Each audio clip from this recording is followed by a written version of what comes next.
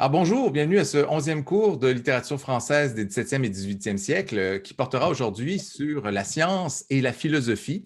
Alors c'est un titre bien général, ça aurait pu aisément être Voltaire, philosophe, historien, poète, dramaturge, puisqu'il serait essentiellement question de Voltaire aujourd'hui. On ne peut pas faire autrement que de lui consacrer un cours en entier, même si déjà on en a parlé, parce que c'est une figure vraiment incontournable de l'époque des Lumières. C'est peut-être le philosophe qui est le plus emblématique de cette période avec Jean-Jacques Rousseau, à qui il faudra bien aussi consacrer un peu de temps, peut-être une période même au complet. Il nous en reste trois après celle-ci. La semaine prochaine, on va parler de l'encyclopédie, de Diderot, d'Alembert et les autres, et aussi la semaine suivante. Alors, deux semaines consécutives consacrées à l'encyclopédie, parce que c'est un chantier considérable et ça vaut la peine qu'on s'y attarde. Et ensuite, un dernier cours qui portera, lui, sur Rousseau essentiellement, avec préparation à l'examen, parce que ça va être notre dernière rencontre avant l'examen finalement qui intervient à la 15e semaine. Alors, je partage avec vous ma présentation du jour. Ça devrait ressembler à ça. Voilà, nous sommes à la frontière de la Suisse et de la France. Nous sommes chez Voltaire, en fait, au château de Ferney, qu'il a fait construire pour échapper un petit peu la persécution, c'est-à-dire qu'il a de mauvais rapports avec la hiérarchie, si on peut dire, à une certaine époque. Il est en mauvais rapport avec la ville de Genève, où il aurait aimé s'installer, et il trouve un terrain entre les deux, pas trop proche de la cour, pas trop proche de la censure, pas trop proche de ses ennemis, et pas trop loin non plus d'un lieu qu'il affectionne particulièrement, Genève. Et pas trop loin non plus de son bon ennemi, Jean-Jacques Rousseau, qui habite Genève, enfin, pas toujours, mais qui se dit citoyen de Genève, et c'est un peu pour le fronder aussi qu'il s'installe si près de lui. Alors, ce château, on va le visiter un petit peu à travers la période aujourd'hui. On va entrer à l'intérieur, on va voir à quoi ça pouvait ressembler. Voltaire y a passé au final 20 ans de sa vie. Alors, ça me semblait tout à fait adéquat comme choix de fond d'écran pour discuter de sa vie et de son œuvre aujourd'hui. Alors, on a une autre perspective ici. Je vous donne tout de suite le détail du sommaire.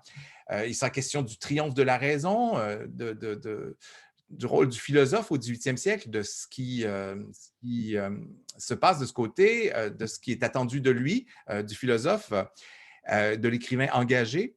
Il sera ensuite question des lettres philosophiques de Voltaire, qui sont une des œuvres de Voltaire, peut-être pas la plus considérable, peut-être pas la plus importante, mais une œuvre qui, à bien des égards, apparaît comme le manifeste des Lumières, même si il a écrit des choses beaucoup plus longues, beaucoup plus substantielles. Il reste que c'est un texte éminemment abordable qui vous donne une idée un petit peu du projet de ces philosophes et de ces savants du 18e siècle.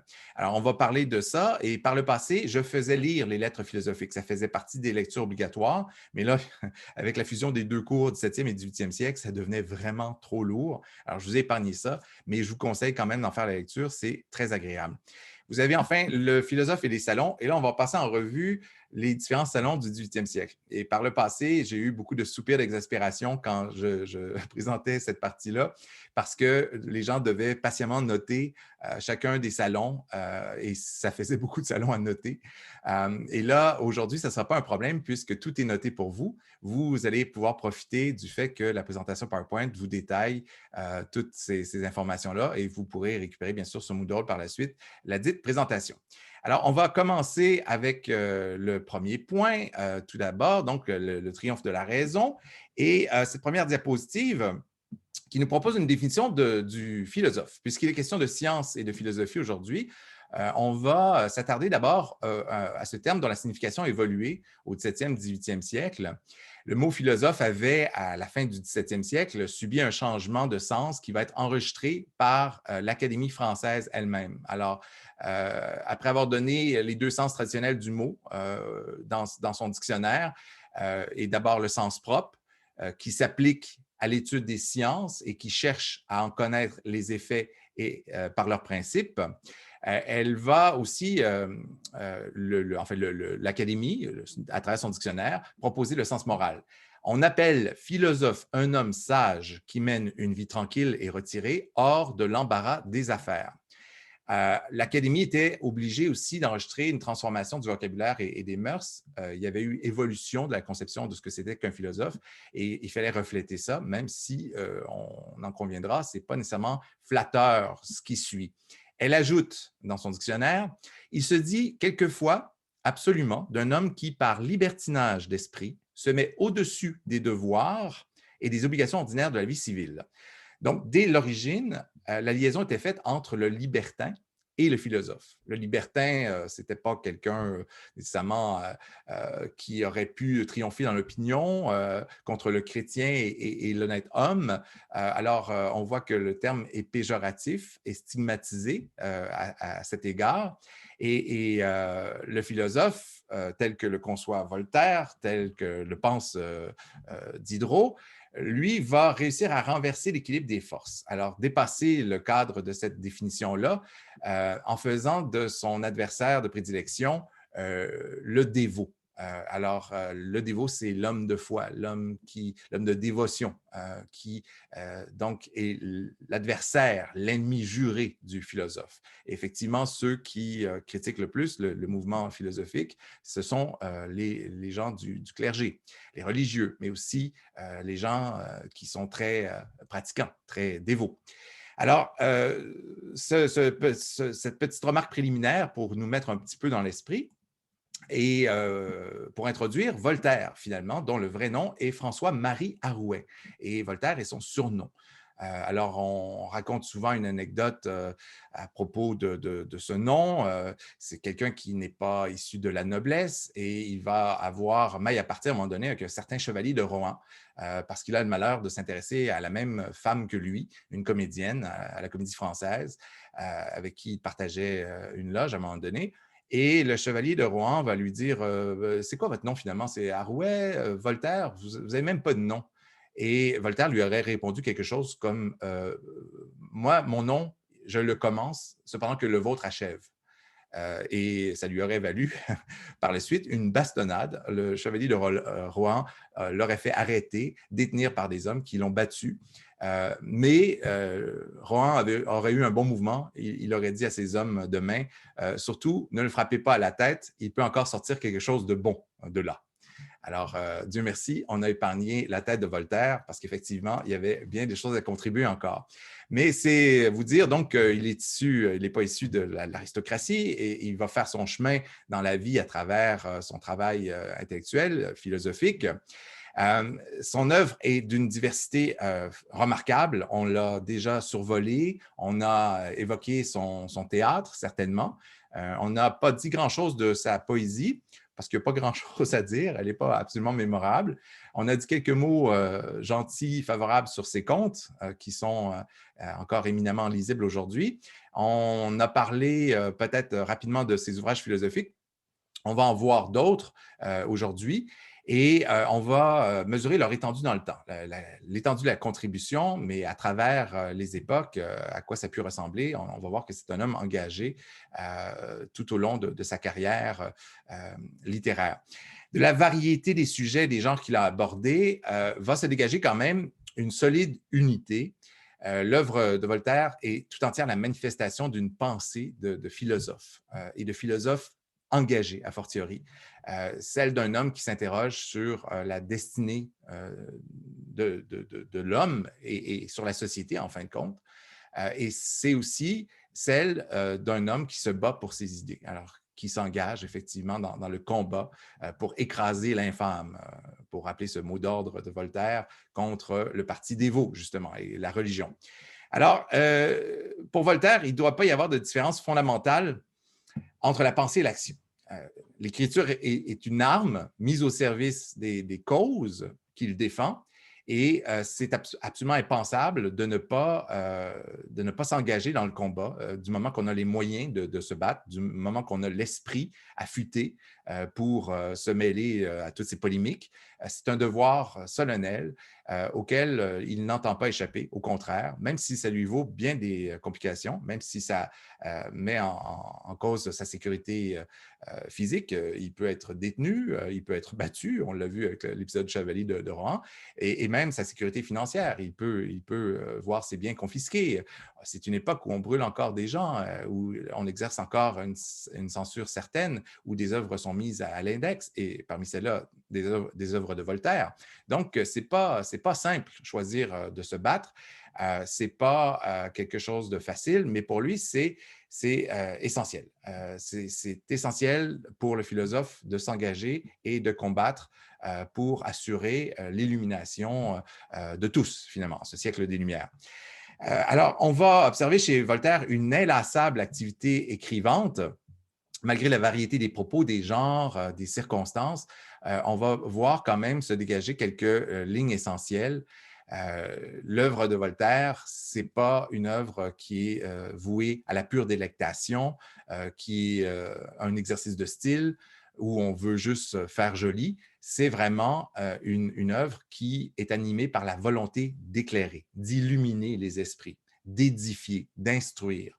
Et peu importe l'œuvre qu'on ouvre de Voltaire, il y aura toujours ça sensible quelque part. Même dans ses contes philosophiques un peu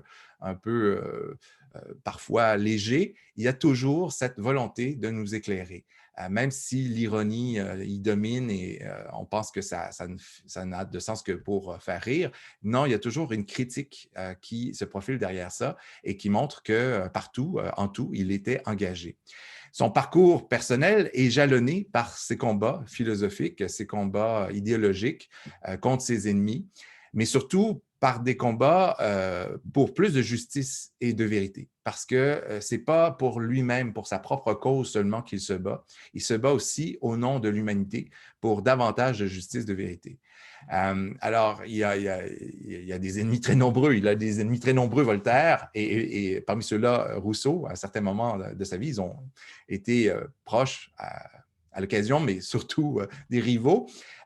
Mais ce n'est pas de ça dont on va parler surtout.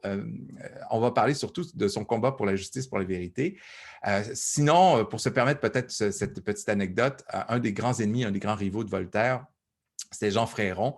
Les deux s'échangeaient des insultes constamment. Et un jour, Voltaire a écrit ce petit poème, ce petit pamphlet contre Fréron, où il dit « L'autre jour, au fond d'un vallon, un serpent piqua Jean Fréron. Que croyez-vous qu'il arriva?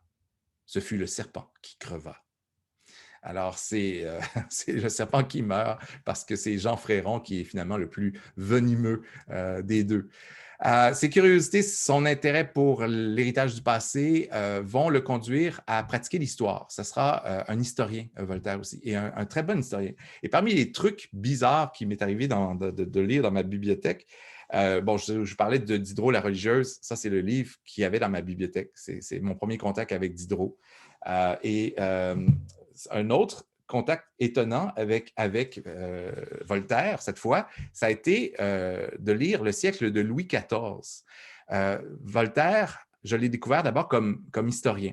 Je pense avoir lu Candide ou Zadig avant, mais en tout cas, très rapidement, le deuxième livre que j'ai lu, je pense que c'est Le siècle de Louis XIV, et donc une œuvre d'historien. Qui m'avait un peu dérouté parce que je ne m'attendais pas à ce qu'un grand nom comme Voltaire se mette entre parenthèses, s'efface pour raconter la vie de quelqu'un d'autre. Moi, je m'attendais à un roman, je m'attendais à des aventures, un peu à la manière de Zadig ou Candide, mais c'était tout autre chose, c'était un travail d'historien.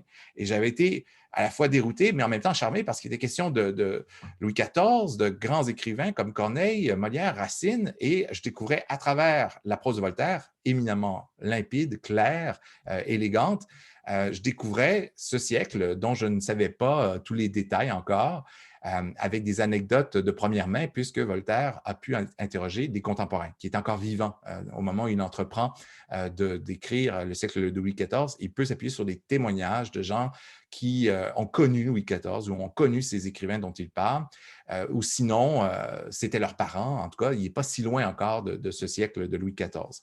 Alors, Voltaire, a donc fait œuvre d'historien aussi, et on voit comment il est fasciné par le passé, sinon même édifié. Là. Il trouve qu'on peut tirer de l'histoire des leçons vraiment formidables. Et il va passer de l'histoire d'un roi, comme cette histoire de Charles XII qu'il écrit en 1731, à celle d'une nation éventuellement, puis à l'histoire du monde. On va le voir écrire éventuellement son essai sur les mœurs, 1756, qui est un immense chantier où il se penche sur les horreurs, les absurdités, mais aussi sur les conquêtes, les bons coups de l'humanité. Et il est question là-dedans de grands épisodes historiques comme les croisades, par exemple, où il essaie de comprendre c'était quoi l'esprit du temps, qu'est-ce qui a motivé les hommes à partir comme ça à la guerre. Bon, on sait les circonstances. On se souvient de l'appel de la papauté à aller libérer Jérusalem et tout, le tombeau du Christ. Mais outre ça, qu'est-ce qui a déterminé autant de gens à tout sacrifier, à tout mettre de côté pour aller se battre comme ça au nom du Christ, au nom de la religion? Alors, il réfléchit à tout ça dans une perspective tout à fait rafraîchissante. C'est beaucoup plus facile à lire qu'on pourrait le penser, encore une fois. Même si l'œuvre est considérable, il travaillera pendant plusieurs décennies jusqu'à la fin de sa vie. Hein. C'est un grand chantier sur lequel il revient constamment. Alors, il y a le siècle de Louis XIV, donc ce livre que je vous présentais tout à l'heure, celui-là, qui n'est pas une grosse brique quand même, mais qui est intéressante. Néanmoins, cet ouvrage, je ne sais pas si on voit bien avec le contraste, là. Ça se lit comme un roman, finalement. C'est certainement plus facile que les essais sur les mœurs qui sont assez longuets. Alors, il consacre 5 ans. J'aurais une question. Allez-y, oui, oui. Excusez-moi de vous interrompre. Il n'y a pas de problème. Dans le fond, je me demandais, c'est plus par curiosité, mais parce que là, vous parlez de l'essai sur les mœurs qui dénonce toutes sortes d'atrocités liées à l'être humain. Je me demandais, comment, s'il dénonçait toutes sortes de choses, comment il justifiait sa participation financière à l'esclavage? Parce que, est-ce qu'il en a déjà parlé ou... Non, il s'en est pas vanté, mais il s'en est pas excusé non plus parce qu'à l'époque, c'était quelque chose de normal. Encore une fois, c'est dur pour nous de concevoir ça, là, mais c'était tellement banal qu'avoir des intérêts dans une compagnie d'esclaves ou dans une compagnie de café ou n'importe quel bien, commodité, c'était équivalent d'un point de vue moral. Même s'il y avait des gens pour comprendre à l'époque, dont les Quakers, par exemple, une secte dont on va parler tout à l'heure, des gens qui pratiquent une religion un peu différente, si on veut, du christianisme tel qu'on le connaît. Il y avait des gens pour penser que l'esclavage était une chose terrible et le condamner là, de tout leur cœur. Mais Voltaire, lui, n'est pas sensible à cette dimension-là de l'exploitation humaine. Il va parler dans des termes très critiques de l'entreprise coloniale, du sort réservé aux indigènes notamment. Mais il ne s'inquiète pas de celui réservé aux esclaves. Alors, c'est un des paradoxes qui s'explique par le fait que l'esprit du temps n'était pas sensible, on n'était pas woke à l'époque, pour ainsi dire, n'était pas sensible du tout à cette exploitation éhontée de l'homme par l'homme, qui est absolument insupportable, injustifiable quand on y pense, là, aujourd'hui à nos yeux, avec notre morale contemporaine. Mais pour l'époque, c'était quelque chose d'acceptable. Alors, il faut se mettre ça dans l'esprit. Et oui, c'est un peu décevant pour nous, même si on ne veut pas juger de façon anachronique, là, c'est un peu décevant de voir un grand homme comme Voltaire qui a fait tant de combats pour la justice, pour l'équité, avoir échappé le ballon de façon si spectaculaire dans ce dossier. Alors, il va consacrer 5 ans à l'écriture de son livre sur le siècle de Louis XIV. Ce qui montre quand même l'importance qu'il accordait à ce genre de l'histoire. Ce n'est pas rien, 5 ans de sa vie à travailler sur ce livre que je viens de vous montrer, qui n'est pas si épais que ça, mais pour s'assurer d'avoir tous les détails, faire un travail rigoureux.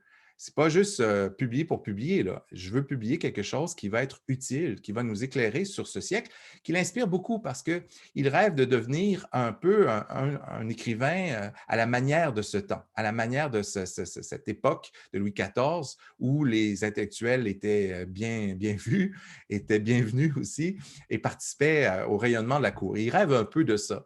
Mais en même temps, il est en porte-à-faux entre ce rêve et la réalité de sa situation politique. il s'est fait beaucoup d'ennemis. Il ne pourrait pas espérer être pensionné par le roi. Il ne pourrait pas espérer avoir un poste comme Molière aux côtés du roi, protégé par lui. C'est impensable. Il est trop critique du régime pour ça. Alors, avant la publication de cette œuvre du siècle de Louis XIV, les livres d'histoire étaient plutôt des comptes rendus de l'histoire politique et militaire. Et là, tout d'un coup, Voltaire va faire l'histoire littéraire, finalement. Il va mettre à l'avant-plan la vie d'écrivains comme Molière, Racine, Corneille, comme étant dignes d'intérêt pour l'histoire. Dire, attendez, leur contribution est majeure. C'est à eux qu'on doit le rayonnement de la langue française à travers toute l'Europe. Et ils ont fait briller la civilisation française. Ils l'ont mis sur la carte en quelque sorte. On leur doit respect et considération. Là. Arrêtez de parler des grands exploits militaires et des tueries que ça engendre comme étant les seuls faits historiques de conséquence. Pensez plutôt aux contributions culturelles de nos écrivains.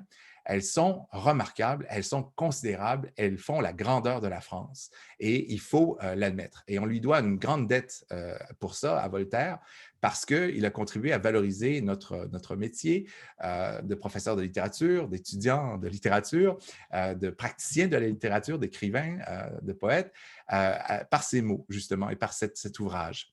À ces thèmes, Voltaire va ajouter aussi l'histoire des œuvres des grands artistes, donc écrivains et même architectes de l'époque, pour mieux comprendre. Parce que pour comprendre une époque, il ne faut pas s'arrêter seulement donc, aux épisodes guerriers, aux conflits. Il faut regarder ce qui s'est passé aussi au niveau des artistes, des écrivains, voire des architectes qui vont forger l'image de l'époque, l'esprit du temps, finalement. Et cette nouvelle façon d'écrire l'histoire va être adoptée par la suite par beaucoup d'historiens. Ça va faire école. Et ils vont suivre l'exemple de Voltaire. Bon, il y aura toutes sortes de variations, d'interprétations personnelles, mais quand même, c'est quelque chose qui va servir de modèle pendant longtemps. Sans doute, s'était-il donné pour but premier de rivaliser avec les grandes œuvres du siècle de Louis XIV lui-même. Il voulait montrer qu'il était capable d'écrire aussi bien que ses écrivains de l'époque de Louis XIV. Et on le voit dans les choix qu'il fait par la suite. Il va vouloir composer une épopée, la Henriade, consacrée à la vie de Henri IV. Il va composer des tragédies, comme un certain Racine. Il va s'adonner à toutes les formes de la poésie classique aussi, pour essayer de montrer qu'il a autant de génie que La Fontaine, que Boileau, que les autres. Alors, on sent que ça l'a un peu piqué son ambition et que ça l'a amené à vouloir se dépasser constamment et s'illustrer dans les genres qu'il va représenter. Et pour y arriver, il a voulu s'imprégner de l'esprit du siècle. Alors, il a passé par cet effort de l'historien pour réfléchir à l'esprit du temps, justement, et dire, OK, comment est-ce que je peux maintenant essayer de reproduire ça dans un contexte qui est différent? Et ça va déterminer, bien sûr, son œuvre. En prise directe sur l'actualité, journaliste dans l'âme, il va polémiquer beaucoup Voltaire. Et bon, j'avais oublié cette diapositive. Publié en 1751, le siècle de Louis XIV est donc l'œuvre la plus soigneusement préparée et recherchée de Voltaire. J'avais oublié de la présenter, celle-là. On est à l'autre diapositive maintenant où je vous parle de Voltaire, journaliste. Voltaire, journaliste, c'est un petit peu exagéré, mais il y a quelque chose du journaliste chez lui, du reporter en fait. Et ça va apparaître dans une œuvre dont il va falloir parler un peu plus longuement tout à l'heure, dans les lettres anglaises, les lettres philosophiques en fait. Mais qui porte aussi le nom de lettres anglaises au départ, et à travers différents pamphlets, facéties, où va s'épanouir son art de la caricature, son art de l'éditorialiste, en quelque sorte, du critique, assez lancinant, assez mordant. Alors, vous avez un certain nombre de textes. Bon, Voltaire veut promouvoir une révolution des esprits. Je ne sais pas pourquoi ça intervient là. Je n'ai pas les textes en question. Il manque une puce, hein. Il manque une diapositive où on aurait pu lire qu'en 1736, Voltaire publie Le Mondain, un poème satirique qui affirme la relation entre le bonheur et la civilisation. Pour lui, le bonheur, ce fameux rêve du 18e siècle, ce but, cette fin que le 18e siècle s'est donné en investissant dans la science, dans la foi envers le progrès, Pourquoi est-ce qu'on embarque là-dedans? C'est parce qu'on croit que le bonheur est possible. Et on pense que le bonheur va nous venir par le progrès réalisé à travers les découvertes scientifiques, les expérimentations, etc., etc. Alors, dans ce poème satirique du Mondain de 1736, il affirmait cette relation entre bonheur et civilisation. Progrès de la civilisation égale bonheur. Pas toujours. On l'a vu. Progrès de la civilisation égale aussi guerre. Guerre mondiale et exploitation de l'homme par l'homme, et toutes sortes de choses. Alors, malheureusement, certains idéaux du 18e siècle ont piqué du nez depuis et ont perdu de la superbe. Relation de la maladie du jésuite Berthier, c'est un autre texte que je voulais vous présenter. Il manque la diapositive. Je vais essayer de mettre à jour le diaporama, enfin, le PowerPoint pour Moodle. Relation de la maladie du jésuite Berthier, c'est publié en 1759 et ça attaque les adversaires de l'encyclopédie. Parce qu'il faut savoir que Voltaire se solidarise des autres philosophes parce qu'il contribue lui-même à l'encyclopédie et parce qu'il se voit à travers eux, il se reconnaît. Hein, quand on attaque un philosophe, on attaque tous les philosophes. Et quand Voltaire a l'occasion de prendre la plume pour défendre ses amis, défendre son parti, défendre sa personne, il ne manque pas de le faire. Alors, il va attaquer les jésuites, notamment, qui sont derrière une publication, le journal de Trévoux, qui fustige constamment le parti philosophique. Et il tourne ça à la satire dans sa relation de la maladie du jésuite Berthier. Il va publier aussi un texte qui s'intitule « De l'horrible danger de la lecture ». Et là, n'allez pas croire qu'il est sérieux. C'est publié en 1765 et il entreprend d'y démontrer par l'absurde l'utilité de la philosophie. Alors, il se déplace un peu dans un cadre oriental. C'est des orientaux donc, qui se méfient de la lecture et qui vont dire « Ah, regardez ce que ça donne en France, c'est catastrophique, ça permet aux partis philosophiques d'en imposer au pouvoir et à la religion et tout. » Mais bien sûr, à travers ça, il se délecte, il se réjouit, c'est ce qu'il veut, c'est ce qu'il espère. Et il tourne en dérision par le recours à l'ironie, l'idée donc que la lecture puisse être dangereuse. Il est celui qui aime passionnément dire des vérités que d'autres n'osent pas dire et aussi remplir des devoirs que d'autres n'osent pas remplir. Alors, il se donne quand même des missions. Il n'y a pas que de la gloire à aller chercher là-dedans. Il y a beaucoup de complications. Là. On s'expose à beaucoup de représailles, à l'emprisonnement, à la bastonnade quand on fait des choses comme ça. Et il ne faut pas négliger le courage, la part de courage que ça a pu prendre. Okay? J'ai des mots durs parfois envers Voltaire. Je suis un de ses premiers critiques, mais il faut reconnaître qu'il a fait preuve de courage. Il aurait pu choisir de mener sa vie autrement, en paix, en retraite dans son château de Ferney. Et non, il a choisi plutôt la confrontation, le combat de toute une vie finalement. Alors, il veut, et là on en arrive à cette diapositive, il veut promouvoir une révolution dans les esprits. Et c'est très important pour lui. Là. Alors, quand je vous dis que les œuvres des philosophes pavent la voie à la Révolution française, vous en avez une illustration à travers l'œuvre de Voltaire, certainement, qui, avant donc d'appeler à une révolution par les armes, veut fonder une révolution dans les esprits. Il n'a que du mépris pour les religions révélées, leurs institutions, la Sainte Église catholique, la papauté, leurs dogmes, mais aussi leurs rites.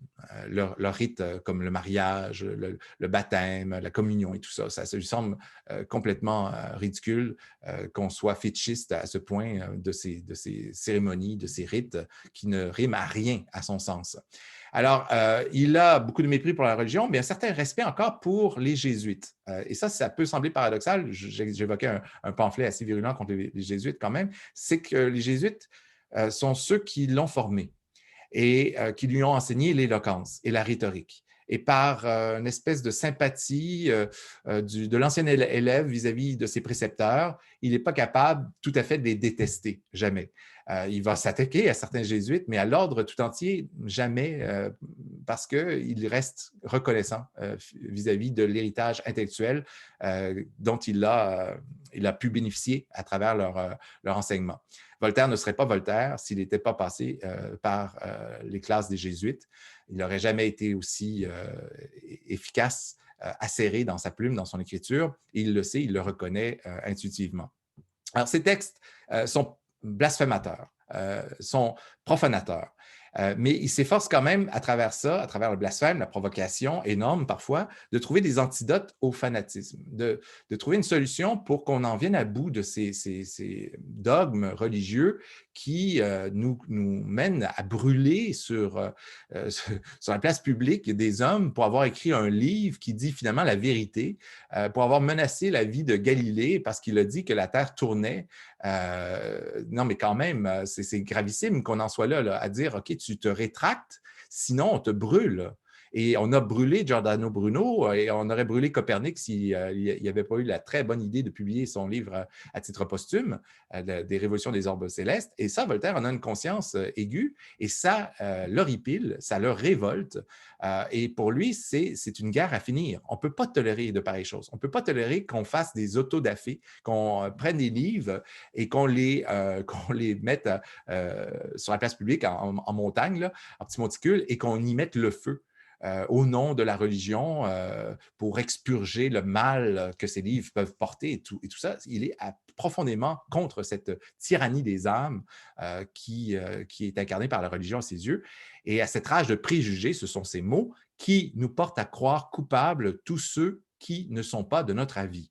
Alors, c'est ça qu'il trouve terrible dans la religion, c'est que si on n'est pas du même avis que l'Église, eh bien, on est coupable et on ne peut pas avoir raison, jamais. L'Église a raison et si on n'est pas du même avis sur tel point de doctrine, c'est nous qui sommes dans l'erreur. C'est impossible que l'erreur soit du côté de l'Église.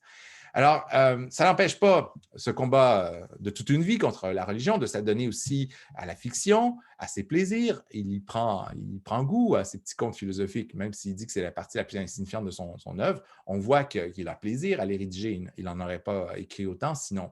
Et il va jeter sur les routes du monde des héros qui s'interrogent sur le sens de leur destinée, comme Zadig, comme Candide. Ça, c'est mon édition dans la même bibliothèque de Candide. Alors, je suis vraiment infiniment reconnaissant à mon père d'avoir mis entre mes mains ces livres. Je ne serais pas là devant vous aujourd'hui en train de vous parler du 18e siècle si ça n'avait pas été dans la maison chez nous. Là. Je ne vois pas quand est-ce que j'aurais découvert ça et l'avoir découvert si tôt, d'avoir découvert ce continent intellectuel si tôt, ça a eu un impact déterminant sur le reste de mon parcours universitaire, académique, professionnel. Alors, c'est toujours une bonne chose de mettre des livres entre les mains des enfants, des bons livres surtout. Alors, ces contes, pour y revenir, sont la partie la plus lue de son œuvre aujourd'hui. Je l'ai dit à plusieurs reprises. On voit partout dans les librairies Zadig, Candide, Voltaire, Micromégas, l'ingénu. Si on va dans n'importe quelle librairie qui a un minimum d'allure, chez le bouquiniste ou même Place du Royaume, vous allez pouvoir trouver Voltaire. Vous allez pouvoir trouver Voltaire, ces titres-là. Pas le siècle de Louis XIV, probablement pas. Si vous êtes chanceux, peut-être au bouquiniste. Mais sinon, un peu partout, ces œuvres sont les plus éditées, les plus souvent lues, enseignées aussi. Au collégial, quand on fait lire Voltaire, ce n'est pas l'essai sur les mœurs, c'est pas ses œuvres pamphlétaires, c'est pas le siècle de Louis XIV, c'est pas la Henriade, c'est plutôt Candide, c'est plutôt Zadig, c'est plutôt ses contes philosophiques. Ces contes sont néanmoins pas si innocents qu'il paraît, qu'il semble. Ils sont quand même grinçants et marqués par l'ironie. Je vous parlais de l'ingénu. Oui, l'ingénu, effectivement, est un autre de ces contes philosophiques. Je vous parlais de l'ironie voltairienne et je vous disais que dans Candide, par exemple, il s'en prenait à la philosophie de Leibniz qui disait qu'il faut faire confiance à Dieu. Dieu a créé ce monde et il a choisi de le faire ainsi pour des raisons qui lui appartiennent à lui seul. Et tout ce qui arrive a un sens. Il faut y croire. Il faut croire que tout, même une calamité comme celle qui nous frappe, a un sens dans la volonté divine, dans l'esprit de Dieu. Et c'est pour ça qu'il disait « Tout va pour le mieux dans le meilleur des mondes possibles », puisque c'est le monde choisi par Dieu, pour nous. Et Voltaire, ça, le rejetait avec force, avec virulence. Non, tout ne va pas pour le mieux dans le meilleur des mondes possibles. Et on va voir pourquoi dans les diapositives qui vont suivre. Il a des raisons de croire que Il n'y a pas de providence divine qui veille au grain, qui veille à ce qu'il ne nous arrive rien de grave. Il n'y a pas de sens au malheur humain. Il arrive des catastrophes sans nom qu'un Dieu bon n'aurait jamais tolérées. Et ce sont des questions qui se sont posées au 20e siècle, hein, quand il y a eu le génocide des Juifs. On s'est dit, comment, si Dieu existe, a-t-il pu tolérer pareille chose? Comment un Dieu bon et charitable aurait pu tolérer qu'autant d'êtres humains soient sacrifiés inutilement, meurent dans des souffrances horribles, déshumanisés? Comment est-ce possible? Et il y a beaucoup de personnes qui ont perdu la foi des suites de circonstances comme celle-là. Et Voltaire est parmi ceux qui se questionnent profondément sur la possibilité qu'un Dieu, s'il existe, soit capable d'admettre de pareilles choses. C'est pour ça qu'il est plutôt du côté des déistes. Lui croit en cette conception d'un Dieu grand horloger, celui qui aurait créé l'univers. Il est utile d'admettre que l'univers se soit créé de lui-même aux yeux de Voltaire. Alors, il s'imagine un grand horloger qui a tout mis en place et qui, depuis que la machine est partie, la laisse rouler toute seule. Alors, il n'intervient plus dans nos vies. Il ne s'occupe plus de punir ni de récompenser personne. Et les catastrophes qui arrivent, là, on ne peut pas les imputer à la volonté divine, à une punition, comme les bienfaits que la nature nous prodigue ne sont pas non plus imputables à sa personne. Alors, c'est quand même intéressant, cette réflexion, et puis on voit que c'est plus sérieux qu'on pourrait le penser, ces contes philosophiques, puisqu'ils brassent des idées comme celle-là. Alors, même lorsqu'il cède aux tentations du courtisan, lorsqu'il se compromet, Voltaire n'abdique jamais son droit de penser tout haut. Il demeure la conscience de son temps. Sans doute peut-il aussi être la conscience d'une autre, à quelques exceptions près, et je pense bien sûr au fait qu'il était esclavagiste. Enfin, il avait des actions dans une compagnie d'esclaves. Il ne faut pas non plus l'imaginer en train de fouetter ses esclaves lui-même et de faire la traite et de les acheter et de les vendre. Là. Il avait des actions, il a profité de ça directement, mais sans s'engager lui-même dans la profession. Alors, on va parler maintenant de son engagement et des polémiques auxquelles il a été mêlé. Les années 1750, la décennie de 1750 sont pour Voltaire cette décennie est une décennie de combat, de polémique, de questionnement, d'engagement, et ça va se voir à travers quelques œuvres, dont je retiens 2 titres finalement, où Voltaire se fait le témoin attentif des malheurs de son temps. Il est atterré par la nouvelle d'un tremblement de terre qui a eu lieu à Lisbonne, et c'est en 1755. Et ce tremblement de terre qu'on a pu chiffrer rétrospectivement, okay, parce que l'échelle de Richter n'existait pas à l'époque, mais des analyses poussées et des études là, approfondies, là, géologiques, mais aussi historiques, ont mené à la conclusion que c'était un tremblement de terre de probablement 8,5 à 9 sur l'échelle de Richter. Ça, mes amis, ça brasse en maudit. Et tellement, en fait, que quand ce tremblement de terre se produit, il va générer un tsunami, un peu comme en 2004. Vous vous souvenez de ce tsunami en 2004, des suites d'un tremblement de terre qui a entraîné la disparition, je ne sais pas pourquoi ils disent disparition, là, entendons-nous, ils sont morts, là, de 250 000 personnes en Indonésie. Alors, ça nous avait traumatisés. Vous étiez peut-être trop jeunes pour la plupart pour vous souvenir de ça, là, mais moi, ça m'avait vraiment soufflé. Et j'avais été profondément déprimé par cet épisode-là pendant des mois, quand je pensais à ce que ça représentait là, comme perte de vie humaine et comme événement soudain. Des gens qui sont en vacances à la plage, qui tout d'un coup se font ramasser par une vague comme ça et meurent et leur famille avec eux. C'est vraiment catastrophique. Et puis, il y a eu des films faits à partir de ça. Vous avez peut-être connu cet épisode à travers les films. Luc, Oui, qu'on en a ce qui était terrible aussi, c'est qu'on les voit sur la plage regarder la vague arriver. Oui, Ils ne oui. se rendent pas compte de ce qui se passe, là. Non, c'est quelques secondes avant qu'ils réalisent que ça va être grave. C'est ça qui est terrible. De mesurer le risque, oui. Hein, quand tu vois un truc comme ça, tu y crois pas, là, j'imagine. Parce que de loin, une vague de 8 mètres, c'est pas si grand que ça. Là. Mais quand ça se rapproche, ça devient très impressionnant, effectivement. Ouais. Et puis, ben, il s'est passé exactement la même chose à Lisbonne. Un tremblement de terre qui a causé un tsunami énorme, considérable, qui va détruire presque totalement la ville de Lisbonne, au Portugal, à l'époque. Et quand je dis presque totalement, ce n'est pas juste la ville qui est démolie, c'est aussi les vies qui sont emportées. On estime qu'il serait mort au minimum 50 000 personnes en moins de 30 minutes, mettons. Là. Ils sont tous emportés, écrasés sous les décombres, noyés. Minimum 50 et certains avancent le chiffre de 90 000, voire 100 000 personnes. Ce qui, à l'époque, est considérable. Nous, on parle de ce traumatisme de 250 000 personnes, mais sur une Terre qui compte 7 milliards d'habitants, peut-être 8 milliards à l'époque, on était peut-être déjà rendu à 8 milliards. Toute proportion gardée, c'était moins grave comme événement que le tremblement de terre de Lisbonne. Et Voltaire va être profondément traumatisé par cette annonce. Il s'imagine tous ces gens qui perdent la vie brutalement et se dit, ça n'a aucun sens. Il ne peut pas y avoir de providence, il ne peut pas y avoir de Dieu qui décide qu'une pareille chose va arriver et que des gens, hommes, femmes, enfants, vieillards, vont mourir de façon aussi absurde. Et ça va tellement le marquer qu'il va entreprendre d'écrire ce poème sur le désastre de Lisbonne qu'il fait paraître en 1756. Alors, il est atterré par ce tremblement de terre de Lisbonne, atterré aussi par des nouvelles du champ de bataille.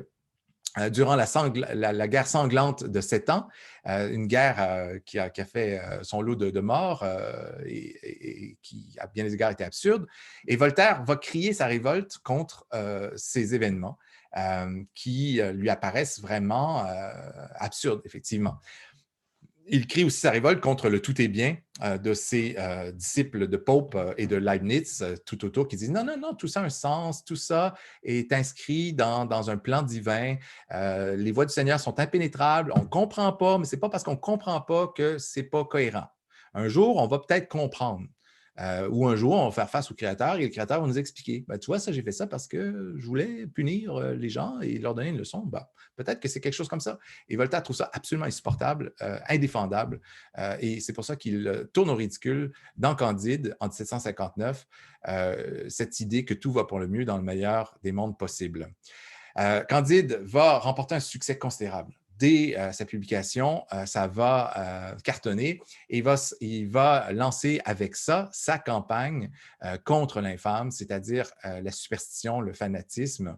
Bon, il avait déjà entrepris à travers d'autres œuvres, mais là, vraiment, voyant le succès, là, voyant l'attraction qu'il a à travers la critique ironique lancée dans Candide, il va ouvrir la machine et accentuer donc cette lutte contre le fanatisme. Il est défenseur aussi de la justice, Voltaire, dans ses textes. Il est aussi par ses actes. Il ne s'est pas contenté d'écrire seulement, il s'est impliqué aussi, il intervient publiquement dans certaines affaires. Et dans des affaires où sévissent, à ses yeux, en tout cas certainement, la force de l'injustice et la violence des préjugés. Alors, il va intervenir dans l'exécution de l'amiral Byng. Alors ça, c'est un épisode un peu malheureux dans l'histoire de la marine anglaise. C'est au début de la guerre de 7 ans. Je pense que c'est l'île Majorque qui est en jeu. Les Français vont prendre cette île de la Méditerranée et c'est l'amiral Byng qui était chargé de la défendre, cette île, avec une flotte. Mais sa flotte, elle est en mauvais état. Elle est endommagée et il va perdre la bataille. Il va choisir à un moment donné de se retirer parce que tout le monde va mourir, donc ça ne sert à rien. On va l'accuser de poltronie, d'avoir été poltron, oui, c'est ça.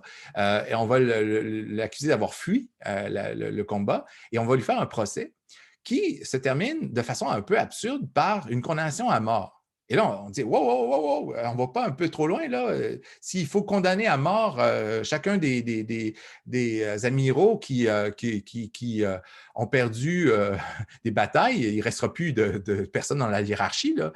On ne peut pas faire ça, on ne peut pas fusiller les généraux, comme il ne faut pas fusiller non plus les soldats. Ce n'est pas de la faute s'ils ont perdu une bataille. On ne va pas prendre les survivants puis les éliminer, c'est rendre service à l'ennemi quand on fait ça. Alors, il va être exécuté, Byng, et l'intervention de Voltaire arrive après sa mort. Mais ce n'est pas pour, bien sûr, essayer de corriger quoi que ce soit quant à ceci. C'est fini, c'est décidé, on n'en parle plus, mais pour prévenir que ça se produise à nouveau, bien sûr.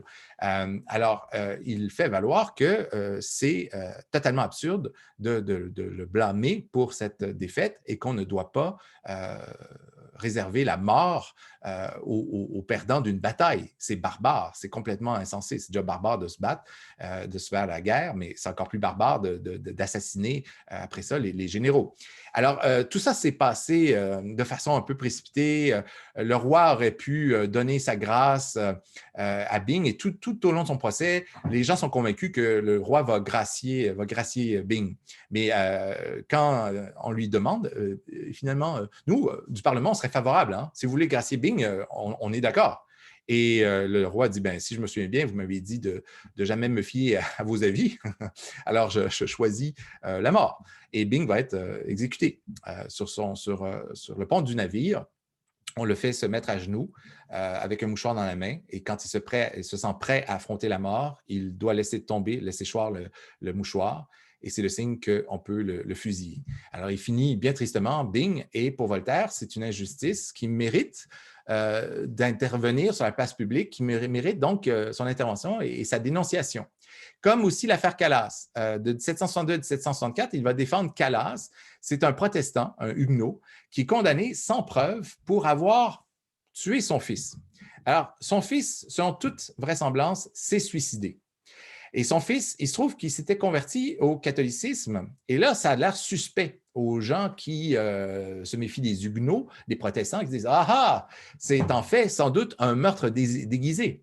Son fils s'est probablement pas enlevé la vie. C'est son père qui, parce qu'il était consterné de voir son fils échapper au protestantisme et devenir un méchant catholique, a décidé de le tuer puis de camoufler ça en suicide. » Et avec une absence de preuves, mais absolument ridicule, on va réussir à condamner Calas et à le faire exécuter.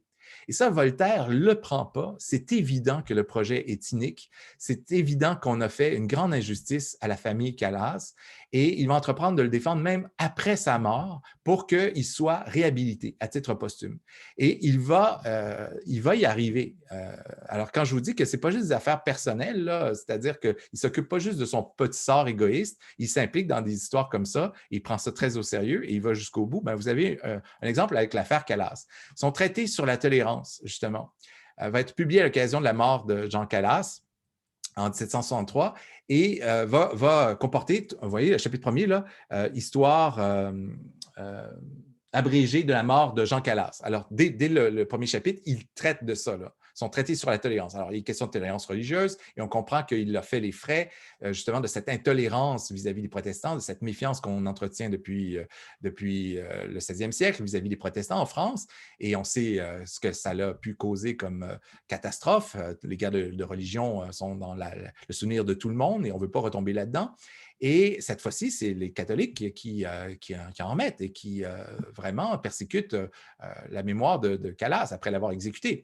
Alors, c'est une protestation contre l'injustice qui est faite à l'accusé et contre le fanatisme aussi, né d'une accusation finalement qui tient sur des rumeurs et qui est le fait d'une haine qu'on entretient contre les protestants. Alors, il va démonter tout ça, il va illustrer les partis pris là-dedans idéologiques, religieux, et montrer que vraiment, c'est un traitement injuste, inique qu'on a réservé à Calas. Ce texte de Voltaire a d'ailleurs une influence décisive, définitive sur la révision du procès et sur la réhabilitation de Calas. Alors, si vous lisez un jour sur l'affaire Calas, vous allez voir comment Voltaire s'est impliqué là, pour s'assurer que jusqu'à la fin, là, il soit réhabilité et qu'on révise son procès. Il va finir par se retirer un petit peu de la mêlée parce qu'il mange des coups aussi à gauche et à droite et une retraite lui ferait le plus grand bien pour se livrer à ses travaux intellectuels. C'est aussi un savant, c'est aussi quelqu'un qui réfléchit à toutes sortes de choses, à la physique, aux mathématiques et pas seulement à la littérature. Il va se retirer sur sa terre de Ferney et poursuivre son œuvre de réflexion avec le dictionnaire philosophique portatif en 1764. Alors, l'encyclopédie, c'est bien beau, c'est un très beau projet et Voltaire va y contribuer, mais l'encyclopédie, ce n'est pas commode à transporter. L'encyclopédie, c'est plusieurs volumes, sans compter les volumes de planches, les illustrations et tout, et on ne peut pas amener ça partout en voyage. Alors que son dictionnaire portatif, lui, est une arme de combat qui est destiné à être transporté partout. On peut lire ça dans la diligence, à dos de cheval, si on veut, sans trop s'éreinter, et réfléchir aux enjeux pressants du temps. Alors, le projet rationaliste de Voltaire, c'est de réfuter, à travers ce dictionnaire philosophique portatif, la fable de l'Ancien et du Nouveau Testament. Pour lui, c'est une histoire. Okay? Tout ça, c'est des contes de fées là, qui ne sont même pas bien écrits, là, à son sens. Et c'est ça qu'il entreprend de déconstruire, de démonter, de condamner à travers son dictionnaire philosophique, qui va s'enrichir rapidement d'articles défendant les idées de progrès, de justice, de tolérance, ces idées chères aux philosophes contemporains et aussi aux philosophes de l'encyclopédie, entreprise rivale en quelque sorte, là, mais vraiment moins portative. Oui. Le choix de la forme du dictionnaire illustre bien aussi l'ambition des Lumières. Le fait d'opter pour un dictionnaire donc, et de le classement par ordre alphabétique, c'est l'idée de vouloir embrasser finalement la totalité des connaissances humaines. C'est quoi une encyclopédie, sinon ce désir de tout embrasser là, à travers un ouvrage? Et il y a quelque chose de cette ambition-là là, chez Voltaire aussi. Ça me rappelle que jeune étudiant en lettres, j'avais le sentiment de ma propre ignorance là, qui était manifeste au cégep. À tout instant, je ne comprenais à peu près rien à l'histoire et à ce dont les professeurs parlaient. Et il m'était venu l'idée de lire à tous les soirs, avant de me coucher, une page de l'encyclopédie. Alors, j'avais l'encyclopédie en plusieurs volumes et je m'étais dit, ben, si je lis tout, les articles scientifiques, les rubriques sur la métallurgie, les trucs qui n'ont pas rapport avec la littérature, je vais me constituer une certaine culture par la force, même si ça m'assomme des fois, même si ce n'est pas intéressant. Et puis, peut-être qu'un jour, je vais pouvoir faire quelque chose avec tout ça. Et ce projet complètement fou, je l'ai poursuivi pendant plusieurs années, de lire sur tout. Alors, une page d'encyclopédie c'est une encyclopédie assez compacte quand même, ce n'était pas 25 volumes, une page d'encyclopédie par soir avant de me coucher pour apprendre sur toutes sortes de sujets. Et pour l'esprit des Lumières, c'était quelque chose d'important. Il ne fallait pas juste se borner à une connaissance, à un savoir, il fallait embrasser tous les savoirs. Et ce projet de faire une encyclopédie ou de lire une encyclopédie dans mon cas est vraiment lié à cette ambition-là de tout connaître, de tout savoir. Ça me rappelle que mon père m'avait aussi offert très jeune ma première encyclopédie qui s'appelait « Tout connaître ». Et qui m'avait donné le goût justement de la culture. Alors là, encore une fois, je suis très redevable à mon père de m'avoir mis entre les mains des outils aussi formidables. Alors, la correspondance de Voltaire l'occupe aussi, alors qu'il est à Ferney. Il écrit énormément. Il entretient une vaste correspondance avec toute l'Europe, les grands savants, les politiciens aussi. Il va correspondre avec des rois comme Frédéric II de Prusse, Catherine de Russie. Il est en lien avec du beau et du bon monde.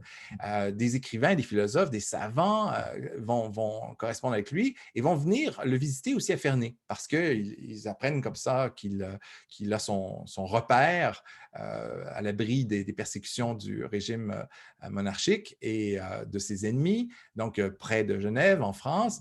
Et on va venir le visiter à Ferney. Et quand on ne peut pas le visiter, on va entretenir une correspondance avec lui. Et ça, c'est un véritable monument épistolaire. Je me souviens de l'édition que possède la bibliothèque de l'Université de Montréal. J'y allais juste pour voir les beaux livres là, dans les rayons. Je me promenais puis je regardais ce qu'il y avait. Et il y avait cette correspondance très volumineuse en plusieurs livres comme ça. Là. Je pense qu'il y en a plus que ce qu'on voit là, quelque chose comme 24 exemplaires. Et qui s'étendait donc de 1704 à 1778. Là, ça regroupait les lettres de cette époque-là, c'est-à-dire 10 ans, de ces 10 ans, de ces 10 ans jusqu'à sa mort. Quand on compte là, de 1704 à 1778, c'est qu'il a écrit des lettres depuis l'âge de 10 ans jusqu'à sa mort. Et elle comprend près de 20 000 lettres.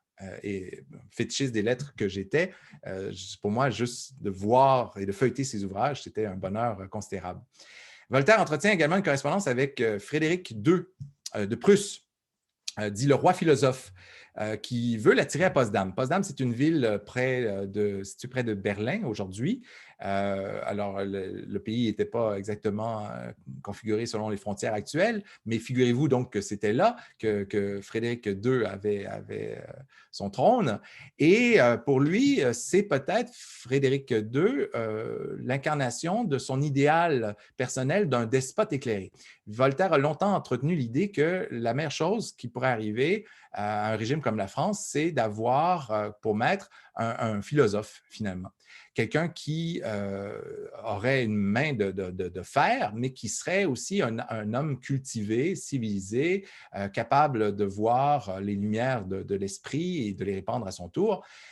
Et il voit ça, il pressent ça en Frédéric II de Prussie. Mais en fait, il se trompe. Il s'avère que le type n'est pas si éclairé que ça. Despote, oui, certainement. Éclairé, non, pas tellement. Et il va être amèrement déçu à un moment donné. Donc, il n'est pas question pour lui de se retirer à Potsdam, même si au départ, il tombe dans le piège des flatteries et de la vanité. C'est que Frédéric II se dit un grand fan de Voltaire. Il dit que rien ne lui ferait plus plaisir que de le recevoir auprès de lui. Voltaire est très flatté, mais quand il découvre le bonhomme, il se rend compte qu'il ne fait pas de quartier. Hein. C'est un homme capable d'une cruauté absolue aussi à certains égards. Donc, il va prendre ses distances par rapport à lui. À son retour à Paris en 1768, l'année de sa mort, il ne sera pas reçu à Versailles. Pourtant, il jouit d'une réputation considérable à travers l'Europe. C'est une figure d'intellectuel légendaire déjà. Je vous ai parlé du triomphe qu'on a fait à sa Irène.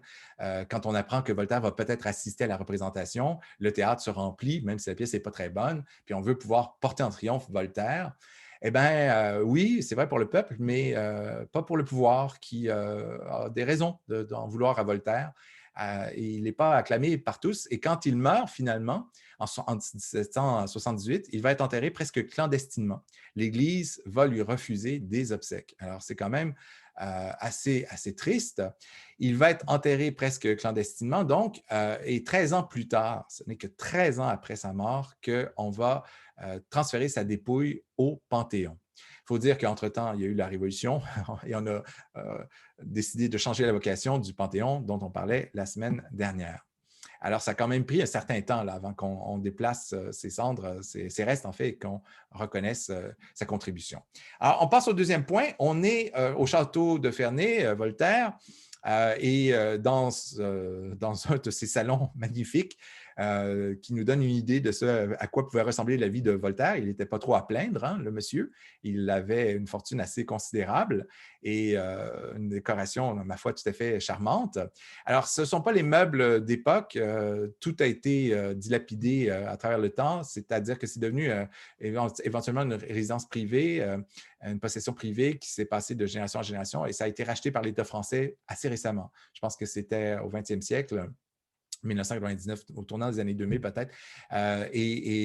Depuis, c'est transformé en musée, on peut visiter, mais longtemps, ça a appartenu à des intérêts privés, si on veut.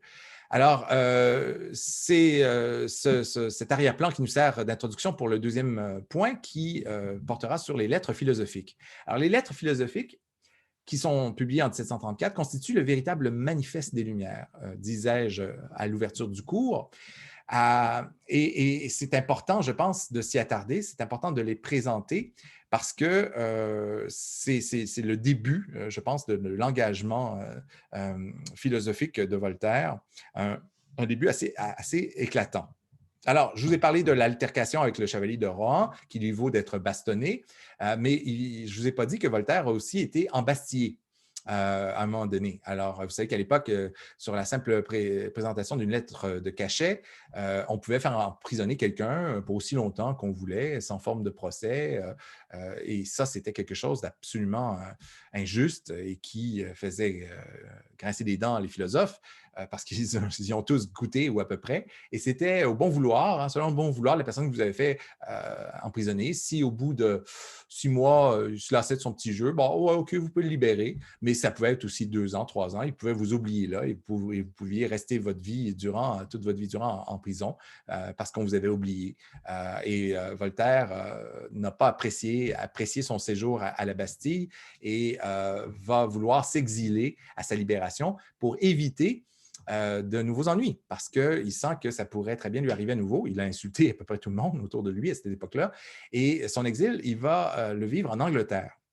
Et c'est là qu'il apprend l'anglais au point où il est capable d'écrire une œuvre en anglais qu'il va traduire lui-même par la suite parce que cette publication, elle est d'abord faite en anglais par Voltaire lui-même. Alors, il va passer 2 ans et demi en Angleterre. Il va y découvrir la monarchie parlementaire et libérale anglaise, qu'il considère comme exemplaire. Bon, j'ai là-dessus un désaccord profond avec Voltaire. Nous vivons au Québec dans une monarchie parlementaire et quand j'ai dû déposer mon mémoire de maîtrise à McGill, j'ai dû signer, et on ne m'avait pas prévenu, une cession de droit à la reine d'Angleterre. Pardon? J'étais là au secrétariat là, et on me dit oui, vous devez céder vos droits à la reine d'Angleterre. Mais qu'est-ce qu'elle en a ciré, la reine d'Angleterre, de mon mémoire de maîtrise? Ça ne la concerne pas. C'est les règles. Si vous voulez déposer votre mémoire de maîtrise, il faut céder vos droits, sinon vous ne pouvez pas déposer. Mais c'est inacceptable. Je ne peux pas consentir à une pareille chose. C'est humiliant. Je sais bien qu'on vit dans une monarchie parlementaire, mais quand même. Et j'étais profondément révolté. Et au final, j'ai dû céder parce que je n'aurais pas eu ma maîtrise. Mais franchement, je ne l'ai pas digéré encore. Alors, contrairement à Voltaire, moi, je ne pense pas que la monarchie parlementaire est le régime idéal. Mais est-ce que ça se passe dans toutes les universités comme ça? Dans les universités anglaises, très certainement. L'Université de Montréal, à une certaine époque, on le faisait encore. Je sais que ma conjointe avait eu à signer une cession de droit. Elle aussi, ça l'avait révoltée.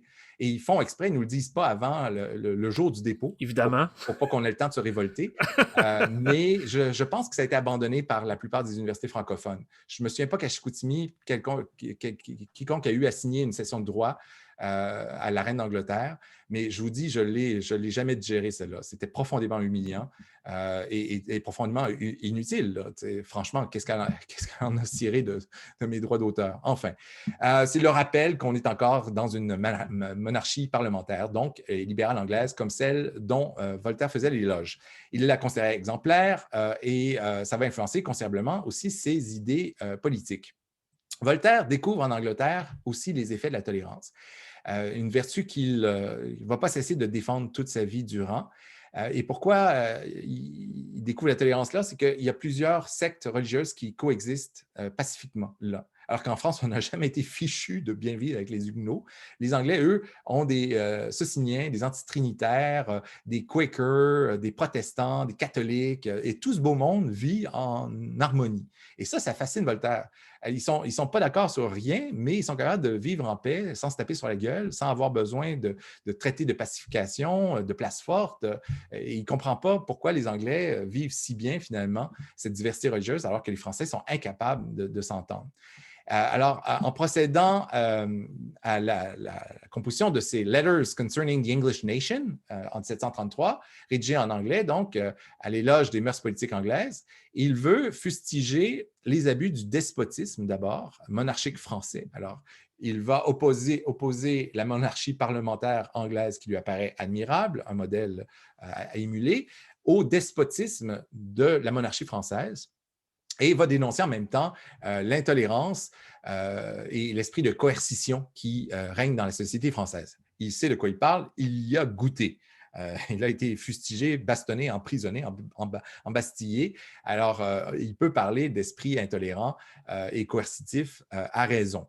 Alors, il opte dans cet ouvrage pour le genre épistolaire, mais c'est une fiction, encore une fois, à laquelle on ne croit pas un seul instant parce qu'il n'a même pas pris la peine d'interpeller un ami par son nom et dire « Ah, je t'écris parce que j'ai du loisir » ou toutes ces fictions qu'on peut trouver dans les correspondances du genre.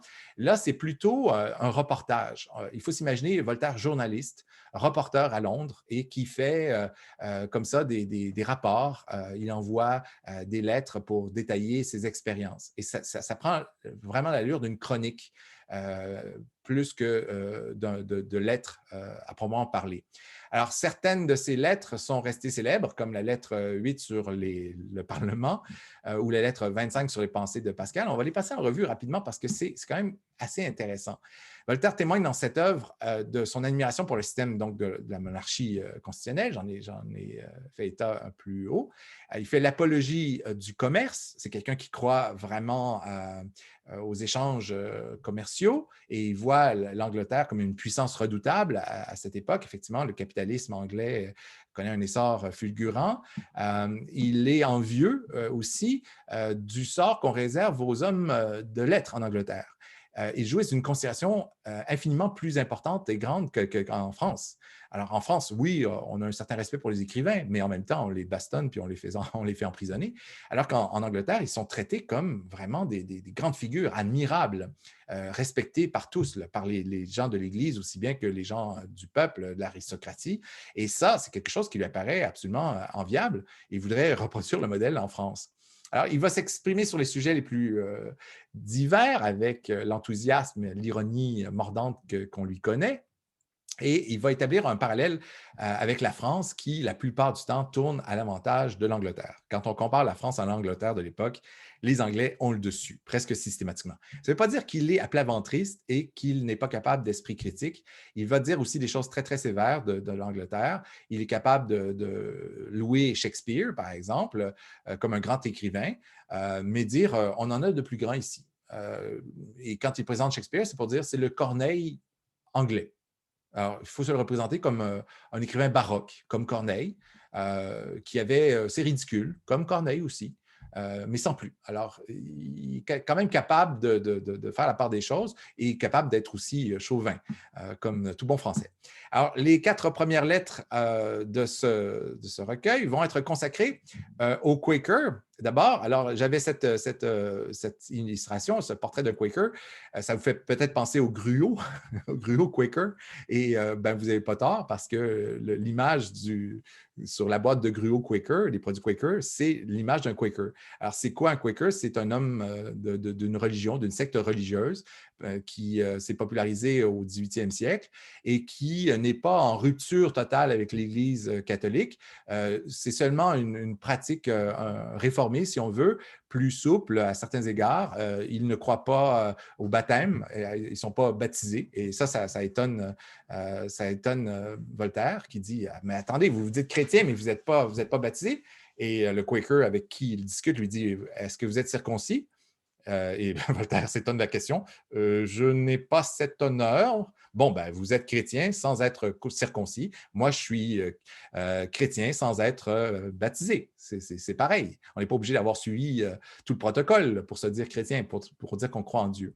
Et il discute donc avec les Quakers et nous présente comment ces gens, finalement, sont des religieux, sans dire éclairés, certainement plus ouverts et affables que ceux qu'on retrouve en France. Et on sent poindre une certaine admiration même pour ces hommes de bon sens qui ont un rapport à la foi qui est vraiment très simple. Alors, ils n'ont pas besoin qu'on leur interprète la Bible. C'est quelque chose qui se passe entre la Bible et le croyant. Ils ont cette habitude de tutoyer tout le monde. Ils sont anti-militarisme, ils sont contre les guerres, ils refusent de servir et ça leur vaut des ennuis et des persécutions parce que quand il y a une conscription, il faut que tu te présentes. Alors, eux refusent de se battre, c'est contre leurs principes. Ils sont contre l'esclavagisme. Alors ça, c'est intéressant. Ça, Voltaire n'en fait pas mention. Il n'explique pas qu'il admire ça, mais on le sait historiquement qu'ils étaient contre ça. Ils trouvaient que c'était une abomination. Donc, il y avait déjà des voix qui s'élevaient à l'époque pour condamner l'esclavagisme. Voltaire, ça, ne remarque pas ça. Et il observe... Luc? Oui, allez-y. Une question rapide. Est-ce qu'il existe encore des Quakers aujourd'hui? C'est une bonne question. Je suis pris de court. Je ne sais pas la réponse. J'aurais tendance à penser que oui. Sinon, sous le titre de Quaker, du moins sous une forme assez semblable, parce qu'on pense aux Amish, on pense aux Ménonites, ce sont des confessions très, très proches, là.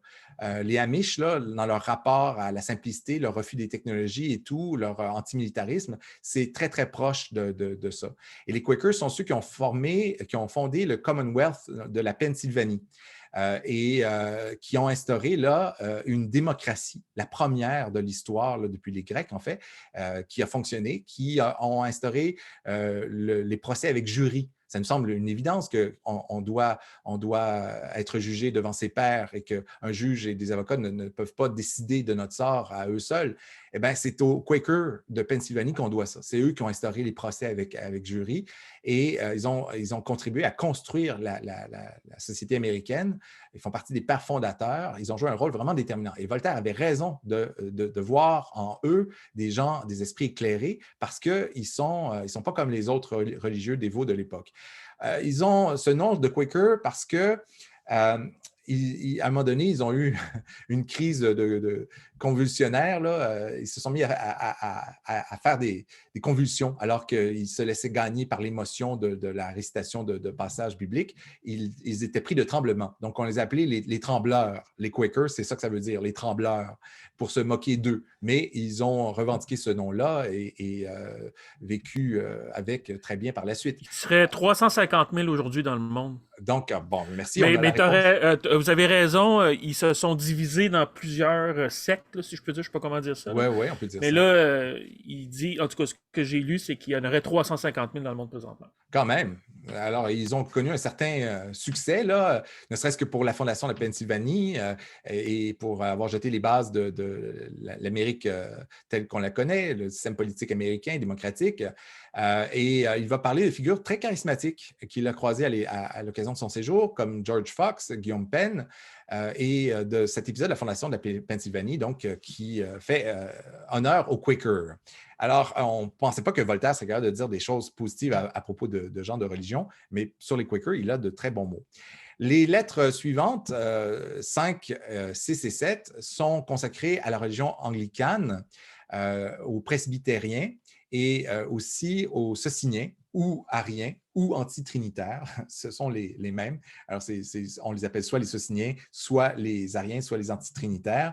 Chaque fois, c'est des petites différences de dogmes vraiment ridicules.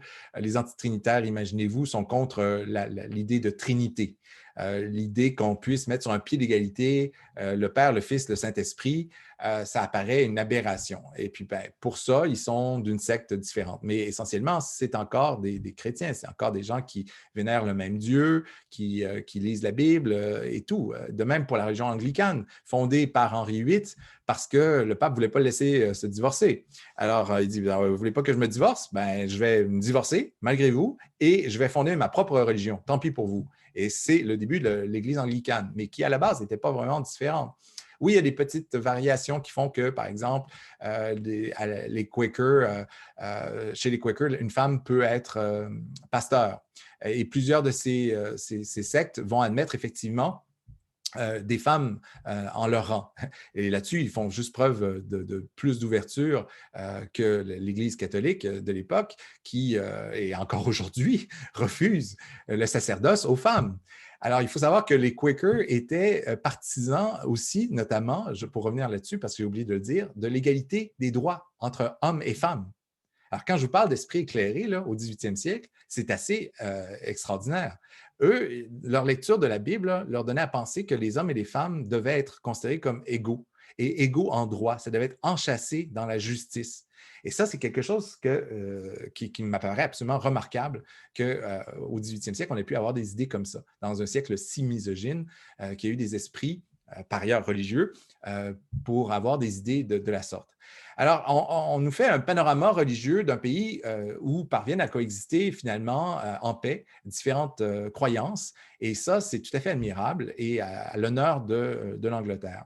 Les 3 lettres suivantes présentent finalement des enjeux politiques, le Parlement, la 8e, le gouvernement anglais, la 9e, et la 10e parle de l'acceptation du commerce par la noblesse.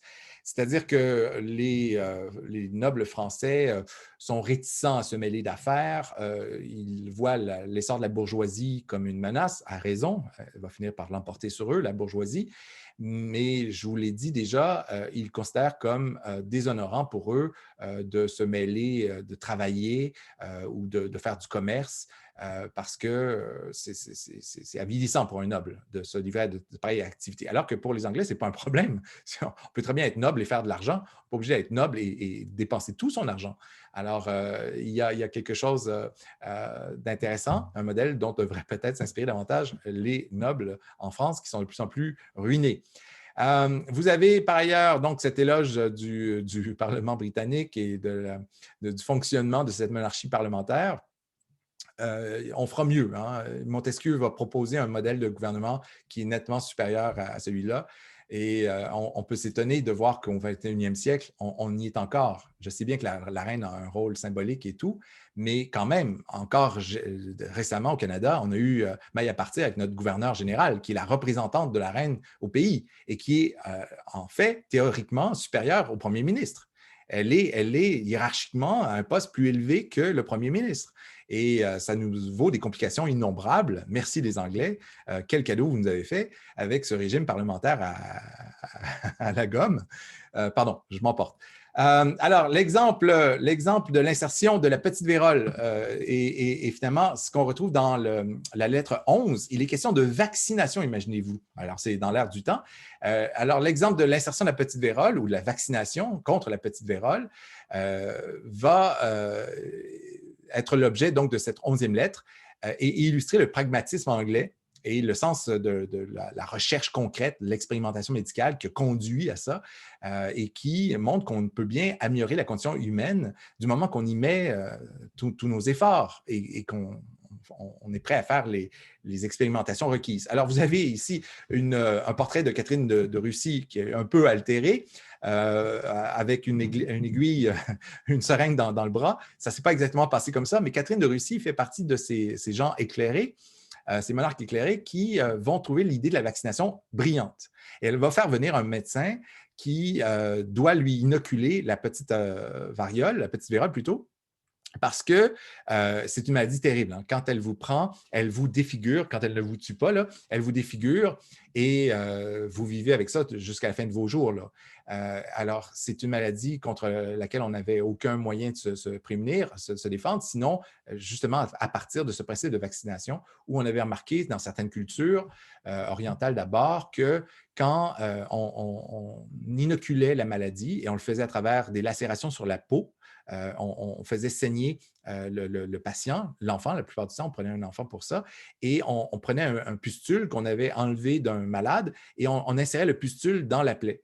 Alors, c'était pour exposer le système immunitaire. On ne savait pas encore que ça existait, ce système immunitaire, mais on avait déduit qu'il se passait quelque chose à la maladie, à une forme affaiblie de la maladie contre laquelle le corps réagissait et qui développait après ça une résistance qui durait toute la vie. Alors, c'était notamment dans ces cultures qui faisaient commerce des femmes et dont l'économie dépendait de la beauté de leurs femmes. Alors, si on voulait que nos femmes ne soient pas défigurées par la vérole, il fallait trouver une solution. Et la solution qui a été appliquée systématiquement, ça a été de les inoculer, ces femmes, et tout le monde en passant, là, dès l'enfance pour préserver leur beauté. Parce que c'était un bien commerciable, la femme à l'époque. Alors, vous voyez un peu le topo et Catherine de Russie apprend qu'une telle chose existe, elle trouve ça brillant et elle dit « je veux être inoculée ». Mais là, voilà, il y a un médecin qui est chargé de le faire. Et là, il se dit, si ça tourne mal, mon affaire, parce que des fois, ça tourne mal. Des fois, le patient réagit mal. Des fois, le patient en meurt. Je suis cuit. Et il va préparer à la sortie du palais 3 chevaux pour ménager sa fuite si la reine, si Catherine de Russie finalement prend du mal. Parce qu'il va venir lui-même lui faire des lacérations, lui inoculer la maladie. Heureusement, tout se passe bien. Elle réagit bien. Elle ne meurt pas. Et le gars n'a pas à fuir pour sa vie. Mais ça aurait pu mal tourner, effectivement, parce qu'elle n'a pas fait ça en bas âge, elle a fait ça à un âge avancé, ça aurait pu mal fonctionner. Mais c'est quand même extraordinaire que les Anglais vont en faire une coutume, un usage commun chez eux et accepter ça comme étant une évidence. Alors, plutôt que de se laisser tuer par la maladie ou en souffrir, on va se protéger. On va se protéger de la façon la plus raisonnable qui soit à travers ce principe de vaccination. Alors, c'est quand même étonnant de voir qu'au 18e siècle, il y a des gens pour comprendre ça, alors qu'on est au 21e à essayer de convaincre sur Facebook nos amis anti-vax du bien fondé de la méthode qui existe depuis longtemps. Et c'est révoltant de voir des gens éduqués résister contre ça sous toutes sortes de prétextes, la plupart du temps infondés en science, en raison.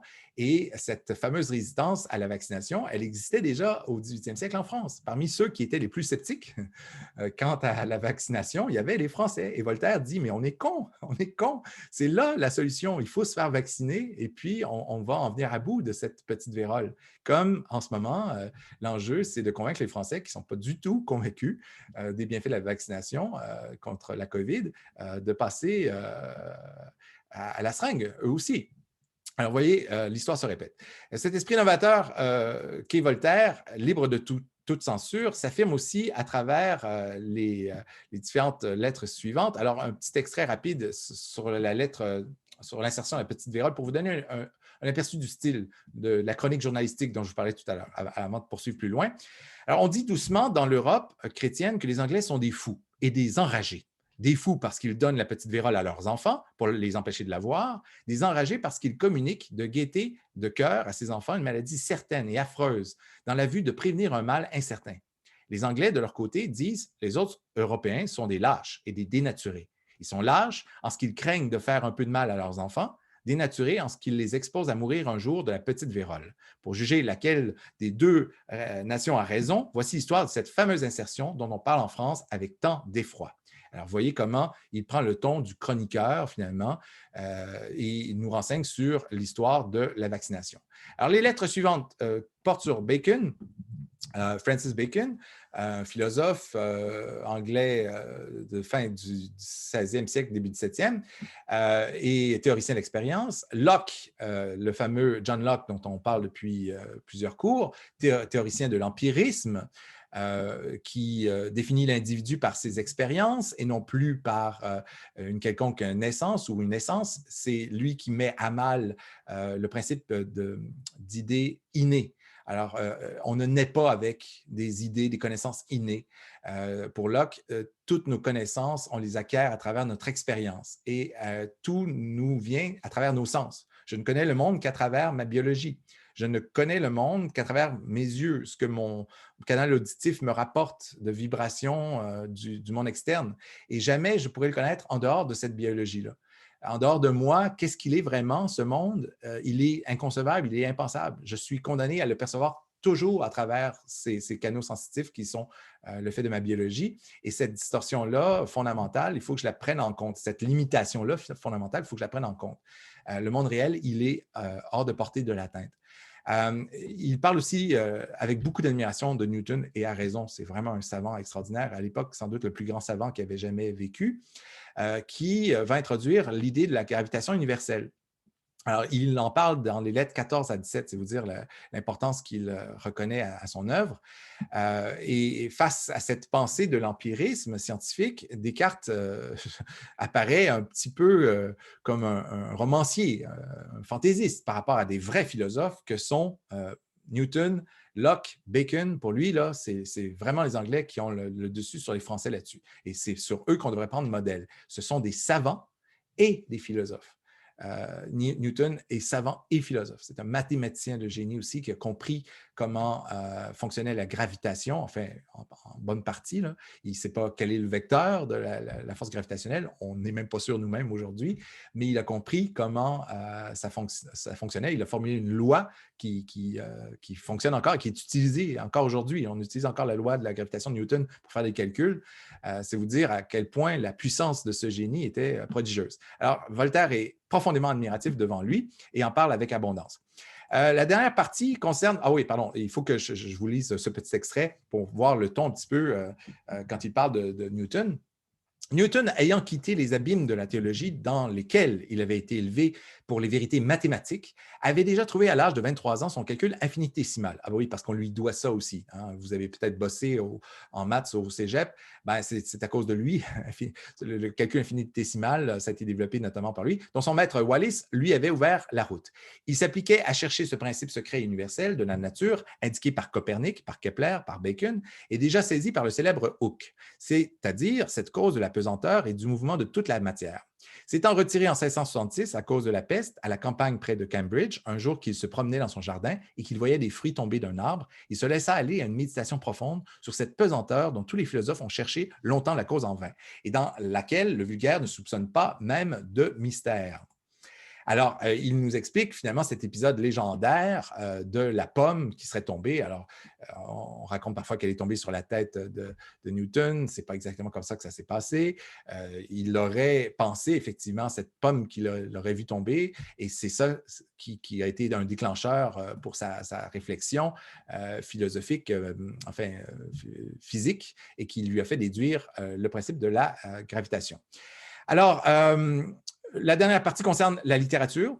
Il est question dans la lettre 18 de la tragédie, et c'est là qu'il parle de Shakespeare.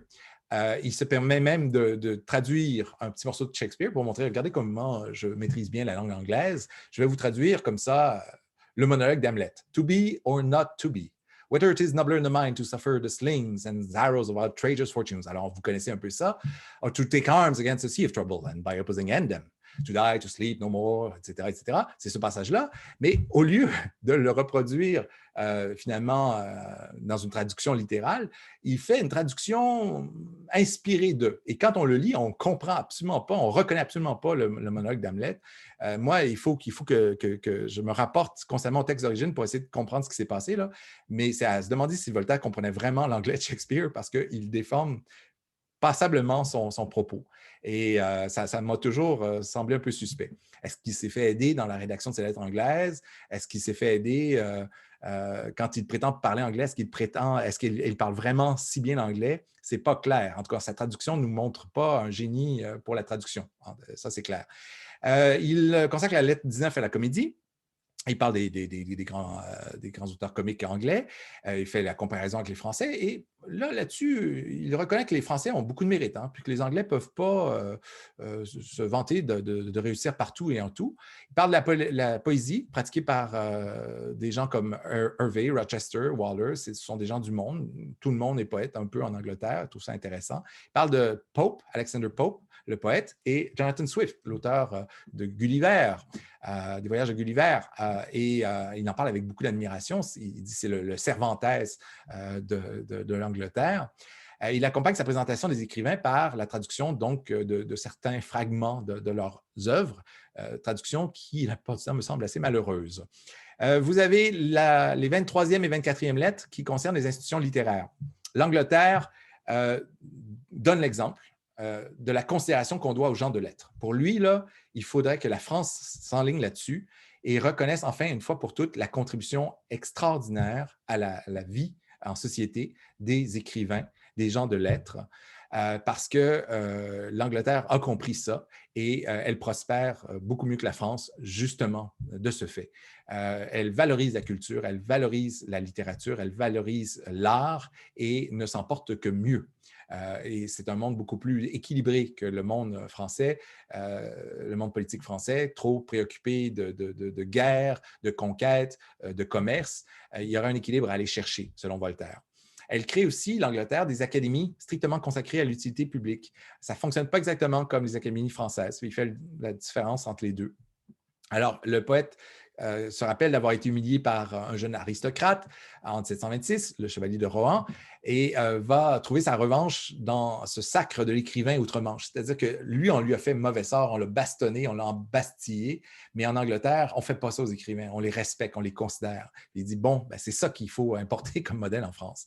L'abbaye de Westminster accueille notamment la dépouille des grands écrivains ou des grands savants, des grands philosophes, comme par exemple Newton va être rapidement admis à l'abbaye de Westminster. Ses restes mortels vont être être admis là. Et de là vient l'idée du Panthéon et d'un endroit où on pourrait loger les cendres des hommes illustres. Mais on accueille aussi à l'abbaye de Westminster même les restes des comédiennes. Et rappelez-vous comment les comédiens étaient fustigés en France. On refuse un tombeau à Molière, une sépulture à Molière. On ne voulait pas que Molière soit enterré dans le cimetière. Et c'est Louis XIV qui va forcer la main à l'Église, dire non, non, il mérite d'être enterré au cimetière, sans quoi on aurait perdu de vue complètement sa tombe. En fait, il aurait été enterré initialement dans une fosse commune. Alors qu'en Angleterre, on porte ces gens-là au Panthéon, l'équivalent, l'abbaye de Westminster. C'est vous dire la différence au niveau des deux civilisations. Elles constituent, ces académies, le modèle de ce que la Révolution française va essayer d'instaurer aussi. Et ce rapport à l'artiste et ce rapport à l'écrivain, c'est ce qu'on veut instaurer donc en France. La 25e lettre, qui est sensiblement plus longue que les autres, en fait, c'est la plus longue de toutes, abandonne le reportage intellectuel sur l'Angleterre, c'est complètement hors sujet, pour s'en prendre aux pensées de Pascal. Il s'attaque personnellement, directement à Blaise Pascal. Pourquoi donc? Ben Pascal, c'est quand même l'incarnation d'un esprit théologique, vous le savez, proche du parti janséniste, qui avait entrepris de défendre la religion à travers ses pensées, parce que c'était quoi? Les pensées, c'est un brouillon d'une apologie de la religion chrétienne, qu'il n'a jamais achevé, Pascal. Et tout ce qu'on a, c'est ces maximes, ces petites réflexions qui allaient dans tous les sens, mais on voit bien à quoi il voulait en venir. Il voulait défendre la religion chrétienne. Et Voltaire va prendre le parti de s'attaquer à Pascal et réfuter ses principales thèses, et notamment le fameux pari de Pascal. Alors, ça donne cet extrait ici pour vous donner le ton, c'est au début, tout début de la lettre. Il me paraît qu'en général, l'esprit dans lequel M. Pascal écrivit ses pensées était de montrer l'homme dans un jour odieux. Il s'acharne à nous peindre tous méchants et malheureux. Il écrit contre la nature humaine à peu près comme il écrivait contre les jésuites. Il impute à l'essence de notre nature ce qui n'appartient qu'à certains hommes. Il manque un mot ici. Il dit éloquemment des injures au genre humain. J'ose prendre le parti de l'humanité contre ce misanthrope sublime. J'ose assurer que nous ne sommes ni si méchants, ni si malheureux qu'il le dit. Je suis de plus très persuadé que s'il avait suivi dans le livre qu'il méditait le dessein qui paraît dans ses pensées, il aurait fait un livre plein de paralogismes éloquents et de faussetés admirablement déduites. Alors, on voit ici une manifestation de l'ironie de Voltaire. Je crois même que tous ces livres qu'on a fait depuis peu pour prouver la religion chrétienne sont plus capables de scandaliser que d'édifier. Alors voilà, il s'agit encore une fois de régler ses comptes avec la religion, et que cette figure de Pascal, qui apparaît comme un rival, même s'il est mort depuis longtemps. C'est un grand homme vénéré, un monstre sacré auquel s'attaque Voltaire. Et pour dire, ben, je suis plus grand que lui, hein, parce que moi, j'ai compris des choses que lui n'a pas assimilées.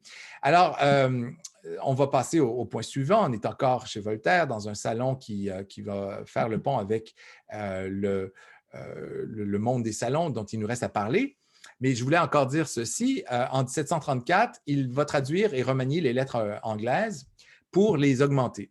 Et elles vont être publiées de nouveau sous le titre de lettres philosophiques. Alors, c'est pour ça que vous avez vu, je parlais au départ de ces Letters Concerning the English Nation. Ça a d'abord paru sous le titre Lettres anglaises et en 1734, remanié, développé. On ajoute la 25e lettre contre Pascal et ça paraît sous le titre de Lettres philosophiques et c'est sous ce titre qu'elles sont connues depuis. Si vous cherchez l'ouvrage, vous ne pourrez pas la trouver sous forme de lettres anglaises. Ça va être vraiment le titre Lettres philosophiques. Ça nous montre un esprit pugnace, vindicatif chez Voltaire. Ces lettres philosophiques qui tend à imposer un tour piquant aux moindres idées. Alors, peu importe ce qu'il dit, c'est toujours teinté d'ironie, de sarcasme, et qui fondent les opinions les plus diverses, les jugements les plus partagés finalement sur l'œuvre de Voltaire aussi. Les gens ne sont pas tous d'accord pour reconnaître les mérites de l'œuvre, et ça lui vaut autant de critiques que d'applaudissements. Alors, on va enchaîner avec la dernière partie, c'est le philosophe et les salons. Vous allez voir, c'est pas si long. C'est pour vous dire que les salons littéraires de l'époque rassemblaient une élite mondaine, finalement éclairée. Ce sont des lieux d'initiation aux grandes idées des Lumières. Ce sont des lieux qui sont fréquentés par les écrivains eux-mêmes, on s'en doute, les philosophes, mais aussi les savants, mais aussi les hommes politiques. Alors, il y aura des ambassadeurs qui seront reçus, des hommes politiques anglais en exil notamment, qui seront reçus aussi dans ces salons. Et les idées vont se brasser. Et on va discuter religion, et on va discuter meilleur régime de gouvernement. Et tout ça, ça va permettre à la Révolution française de se fomenter finalement. Et il ne faut pas négliger l'apport et la contribution de ces salons donc, dans l'histoire. Ce n'est pas pour vous parler de mondanité que j'aborde ce point, c'est pour vous dire que ces salons ont joué un rôle déterminant dans le siècle et vont favoriser la Révolution. Alors, je vous parle d'abord du salon de la marquise de Lambert. Alors, c'est cette dame qu'on voit ici de ce côté, qui tenait salon et qui accueillait les mardis, c'était les mardis qu'elle recevait chez elle, des gens comme Fénelon, par exemple, Fontenelle, Montesquieu, Marivaux aussi était parmi les visiteurs les plus fréquents, d'Argenson, Hainaut, Adrienne le Couvreur, d'autres noms que vous ne connaissez pas. Et c'était un endroit qui était considéré comme le temple de la bienséance et du bon goût. L'antichambre de l'Académie française aussi, parce que si on était admis dans ce salon, on pouvait présumer qu'on allait finir un jour à l'Académie française. La plupart des auteurs que j'ai évoqués ont d'ailleurs été académiciens. Et c'est un salon où, quand même, il y avait un certain sérieux. Ce n'était pas des gens qui badinaient, ce n'était certainement pas des libertins. Mais en même temps, il y avait quelque chose de proche de la préciosité où on se faisait la cour à qui mieux mieux. Il y avait ce qu'on appelait à l'époque le lambertinage, qui était proche du marivaudage, où on parlait d'amour et de la meilleure conduite à adopter avec les femmes, les hommes, etc. etc. Donc, c'était un peu un salon précieux au 18e siècle, d'une certaine façon. Alors, c'est un de ces salons importants dont il faut parler. Le deuxième salon important, c'est celui de Madame de Tencin, qu'elle tient de 1733 à 1749. Madame de Tencin, c'est la mère d'Alembert. On va expliquer un peu les circonstances biographiques quand il sera question d'Alembert, Jean Leron d'Alembert, fondateur du projet de l'encyclopédie avec Diderot. On reviendra là-dessus. Ce salon, il était ouvert aux étrangers. Ce n'était pas vrai pour tous les salons, mais celui-là attirait et recevait avec enthousiasme les étrangers illustres, comme par exemple Lord Bolingbroke, qui est un Anglais en exil. Parce qu'on l'a persécuté un peu chez lui et pendant longtemps, il va vivre en France. Il va épouser même une Française et essayer de retourner en Angleterre pour finalement se rendre compte que ça ne marche pas. Il est encore inquiété par la justice et décide de rester en France. Alors, il est reçu là. François Tronchin aussi, un avocat de Genève qui a des difficultés aussi. Alors, on accueille des personnages illustres, mais qui sont en mal avec les autorités. Donc, c'est un peu des marginaux d'une certaine façon, dans leur rapport à la hiérarchie, à tout le moins. Montesquieu, il va aussi, il fréquente tous les salons, Montesquieu, ma foi, et il va y lire notamment l'esprit des lois. Alors, il faut s'imaginer que dans ces salons, on discute de toutes sortes de choses, mais des fois, on partage aussi nos créations. Et à cette époque, Montesquieu est en train de plancher sur l'esprit des lois et veut partager avec des grands esprits, des politiques, des hommes politiques, des avocats, des intellectuels, son essai et leur demander leurs commentaires et les recevoir et en tenir compte. Alors, il va lire comme ça l'esprit des lois, un des ouvrages fondamentaux dont il nous faudra parler bientôt, qui vont fonder la politique moderne et dont on est encore tributaire aux États-Unis aujourd'hui. Alors, on va devoir revenir là-dessus, mais sachez donc que ça a été partagé d'abord sous forme orale dans le cadre de ce salon de la marquise de Tencin. Vous avez un autre salon important, celui de Madame du Défend, qui se tient de 1740 à 1780.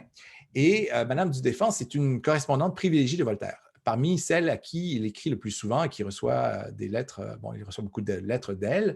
Elle a une plume acérée, elle est capable de beaucoup d'élégance, mais aussi de beaucoup de cruauté. Comme par exemple, quand Voltaire entretient une liaison avec Émilie du Châtelet, Madame du Châtelet, elle va s'en prendre à elle et lui faire un mauvais sort parce que Voltaire a eu le malheur de choisir une autre femme qu'elle.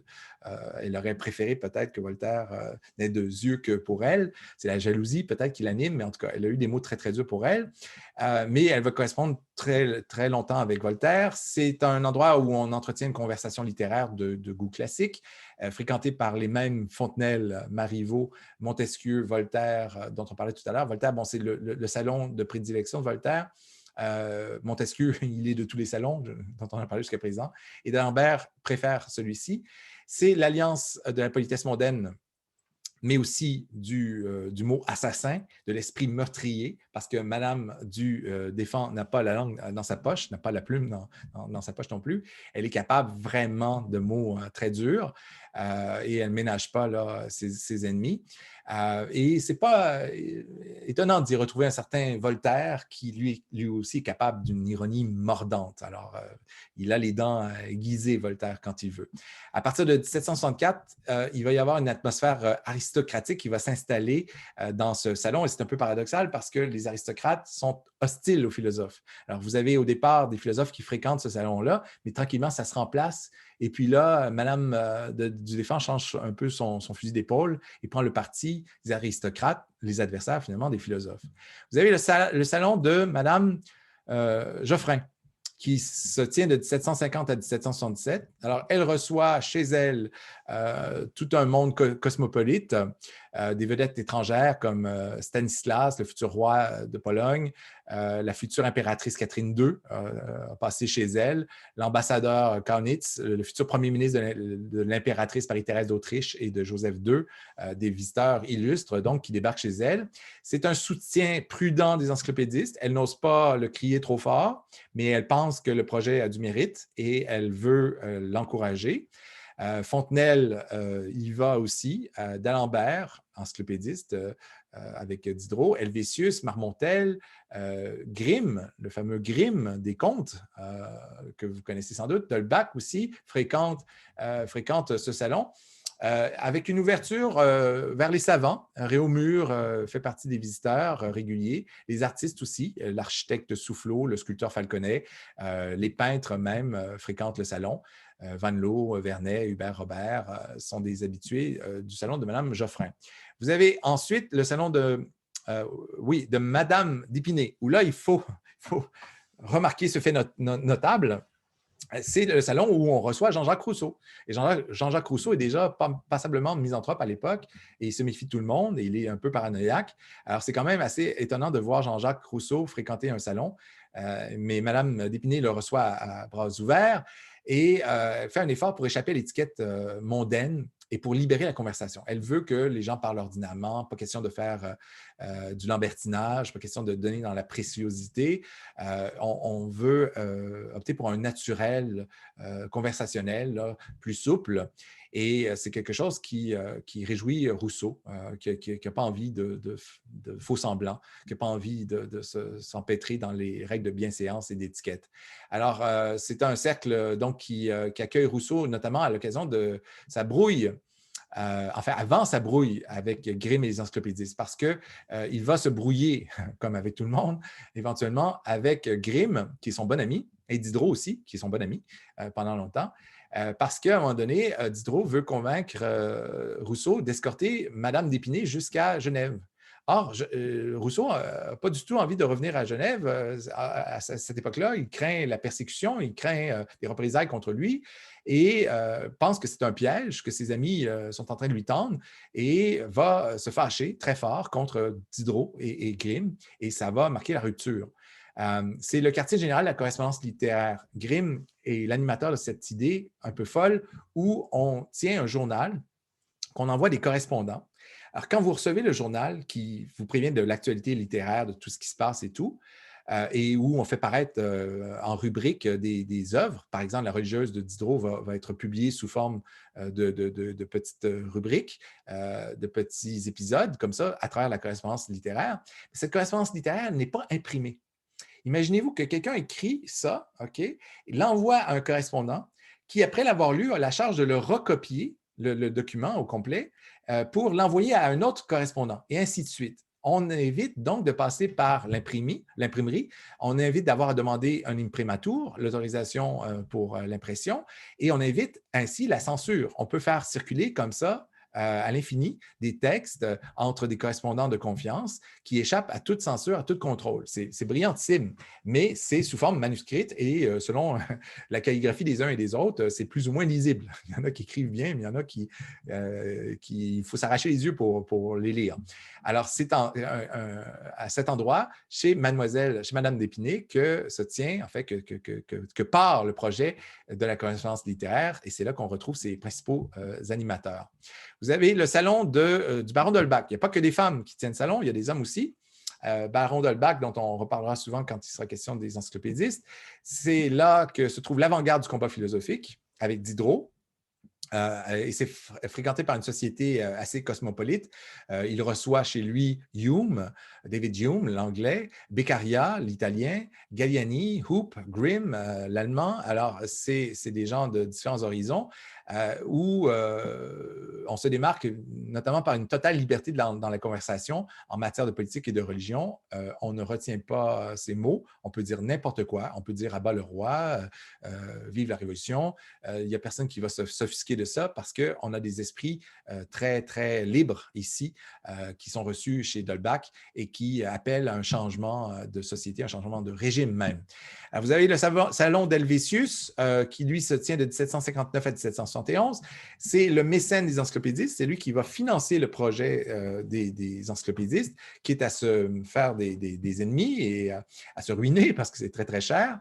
Après sa mort, Mme Helvétius va rouvrir son salon à des personnages comme Turgot, des politiques comme Franklin, Condorcet, Chamfort, et plus tard, même Napoléon Bonaparte, un certain Napoléon Bonaparte, ça devrait vous dire quelque chose.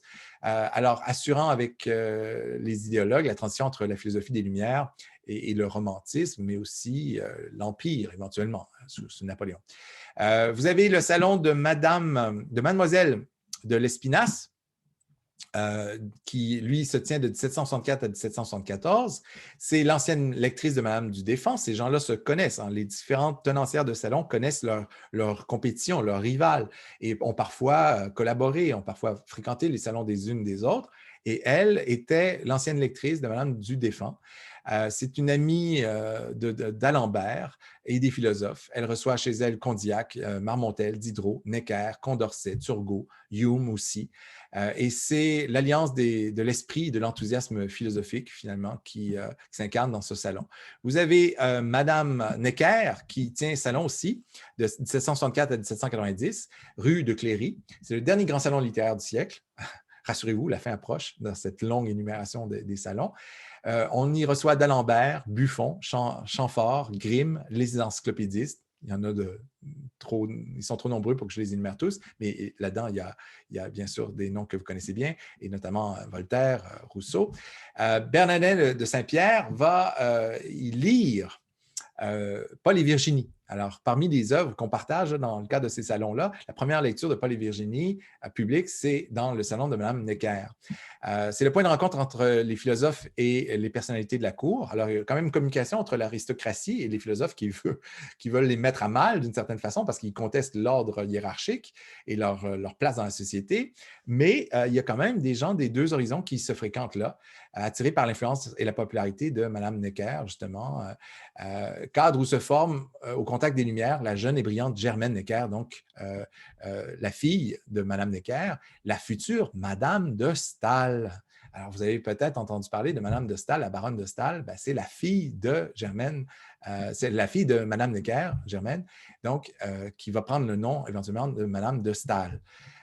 Alors, il se passe des choses vraiment intéressantes. Ça brasse les idées, ces salons-là. C'est pour ça qu'on prend le temps d'en parler. J'aurais pu vous dire bien des choses de la maison du président Hénault, de l'hôtel de Beson appartenant à Catherine II et où meurt éventuellement Diderot en 1784, la maison de Voltaire qui tient lieu aussi de salon, du domicile de Rousseau de 1749 à 1756, il y accueille bien des gens, de l'hôtel du duc de Villèle, chez qui Voltaire va s'installer en 1778 à son retour de Ferney. J'aurais pu vous parler du Café de la Régence, j'aurais pu vous parler du Café Procope, qui existe encore d'ailleurs à Paris. Si vous voulez aller vous imprégner de l'esprit encyclopédiste, sachez qu'il existe un des plus vieux cafés encore en fonction à Paris, qui s'appelle le Café Procope, où on peut aller déguster un espresso à la turque. Et ça, mes amis, là, vous plantez votre cuillère là-dedans, puis elle ne bouge pas, là. OK? C'est très épais, un espresso à la turque. Et j'en ai fait l'expérience et ça vous donne un choc assez fort. Ça vous réveillerait un mort, en fait. Et c'est un lieu qui a été fréquenté par les philosophes, alors qui a reçu en ses murs Voltaire, Diderot et les autres. Alors pour moi, c'était, jeune étudiant de lettres, un pèlerinage obligé. Je ne pouvais pas ne pas aller au café Procope, même si ça coûte la peau des fesses prendre un café là-bas, vous imaginez bien. Mais ça vaut le détour, c'est vraiment charmant. Alors, parmi les gens qui ont critiqué les salons, vous serez étonnés de savoir que Jean-Jacques Rousseau fait partie de ceux-là. Alors, Rousseau, dans La Nouvelle Héloïse, a ce message, finalement, assez critique des salons, où il fait dire aux protagonistes ceci, mais au fond, que penses-tu qu'on apprenne dans ces conversations si charmantes? À juger sainement les choses du monde? À bien user de la société? À connaître au moins les gens avec qui l'on vit? Rien de tout cela, ma Julie. On y apprend à plaider avec art la cause du mensonge, à ébranler à force de philosophie tous les principes de la vertu, à colorer de sophismes subtils ses passions et ses préjugés et à donner à l'erreur un certain tour à la mode selon les maximes du jour. Alors, il n'est pas un fan fini des salons, même s'il a pu les fréquenter à une certaine époque. Mais l'évolution la plus déterminante de la pensée du siècle, au 18e siècle, donc, est liée à l'essor de la science et de la nature, et plus particulièrement de la biologie. Et là, je vais devoir conclure parce que je vois que 11 heures arrivent. Alors, on délaisse les je me bats avec mon traitement texte en ce moment, qui n'arrête pas de s'ouvrir et de se fermer. On laisse de côté, donc, les salons pour conclure. On est de retour devant le château de Voltaire à Ferney. C'est le soir, vous devinez la date, hein? Bleu, blanc, rouge, ça doit être le 14 juillet. On illumine les bâtiments pour l'occasion. Et on va finir sur ces considérations-là, sur le rappel du sujet du cours. Il était question de philosophie, mais aussi de science, hein. Et l'évolution la plus déterminante pour la pensée du 18e siècle est liée justement à l'essor des sciences, et notamment des sciences de la nature, et notamment aussi de la biologie. On a beaucoup écrit sur la reproduction animale, qui nous a mené à reconsidérer nos rapports avec Dieu, les rapports entre Dieu, la nature et les hommes. On a réfléchi aux origines et aux moyens de la création, de l'ordre du monde tel qu'il se manifeste à travers la nature vivante. On a réfléchi aussi à la possibilité d'une connaissance scientifique. Est-ce qu'on peut vraiment arriver par la science à des certitudes, à établir des principes là, incontestables et durables? On a des scientifiques comme Maupertuis, par exemple, qui vont formuler, parmi les premiers, l'hypothèse d'un transformisme général. Ça, mes amis, c'est une préfiguration de la théorie d'évolution de Darwin. Maupertuis parle de génération spontanée. Il dit qu'on n'a pas besoin de Dieu pour expliquer la création. Par les propriétés simples de la matière tend à s'organiser d'elle-même, spontanément. Et la vie est née comme ça, spontanément, à travers ces principes d'organisation de la matière. Mais il n'est pas au point où en viendra Darwin à parler de sélection naturelle. Pour lui, c'est un effet du hasard. C'est un effet du hasard si certaines espèces vont triompher alors que d'autres vont disparaître. On n'est pas rendu loin à cet égard-là, mais déjà assez avancé pour dire qu'il avait envisagé l'évolution déjà. Alors, avant Darwin, Maupertuis avait formulé dans son système de la nature l'hypothèse d'un transformisme général. Il y a aussi Buffon dont on aurait dû parler. On n'aura pas le temps de le faire parce qu'il faut parler d'autres choses. À un moment donné, il faut passer à l'encyclopédie. Mais on aurait dû prendre le temps de s'attarder un peu à son histoire naturelle. Buffon écrit de 1707 à 1788 pour que se développe finalement... non, Buffon, c'est les dates de naissance et de mort, 1707 à 1788, c'est ça, c'est pas la date de composition. Il consacre donc son histoire naturelle à ces questions scientifiques majeures. La connaissance scientifique constitue pour lui le reflet de la position occupée dans la nature par l'homme. Il en est le maître, nous dit Buffon, mais sa supériorité sur les animaux n'implique aucune relation avec un absolu qu'il ne saurait atteindre. Fin de la citation. Alors, on pourrait aussi s'étendre longuement sur les progrès de la biologie, de la chimie, qui explique la cohérence croissante de la pensée matérialiste dans la seconde moitié du siècle. Il faudrait parler de D'Holbach encore, du déterminisme selon Diderot. Ils avaient l'impression que tout s'expliquait par la matière, que tout était dans la matière déjà, jusqu'à douter même de l'existence de l'immatériel, jusqu'à douter de l'existence même de l'âme. Alors, on est allé très loin dans cette réflexion scientifique sur le déterminisme. Mais on y reviendra de façon peut-être un peu rapide, synoptique, quand il sera question de D'Holbach et de Diderot la semaine prochaine, où je vous donne rendez-vous pour aborder ce grand projet, ce grand chantier qui était l'encyclopédie. Alors, les 2 prochaines périodes seront consacrées à cette œuvre très importante avant d'aborder enfin Rousseau et de conclure notre trimestre. Alors, je vous dis merci de votre présence attentive et puis je vous dis bonne semaine et on se revoit tout bientôt. Au revoir.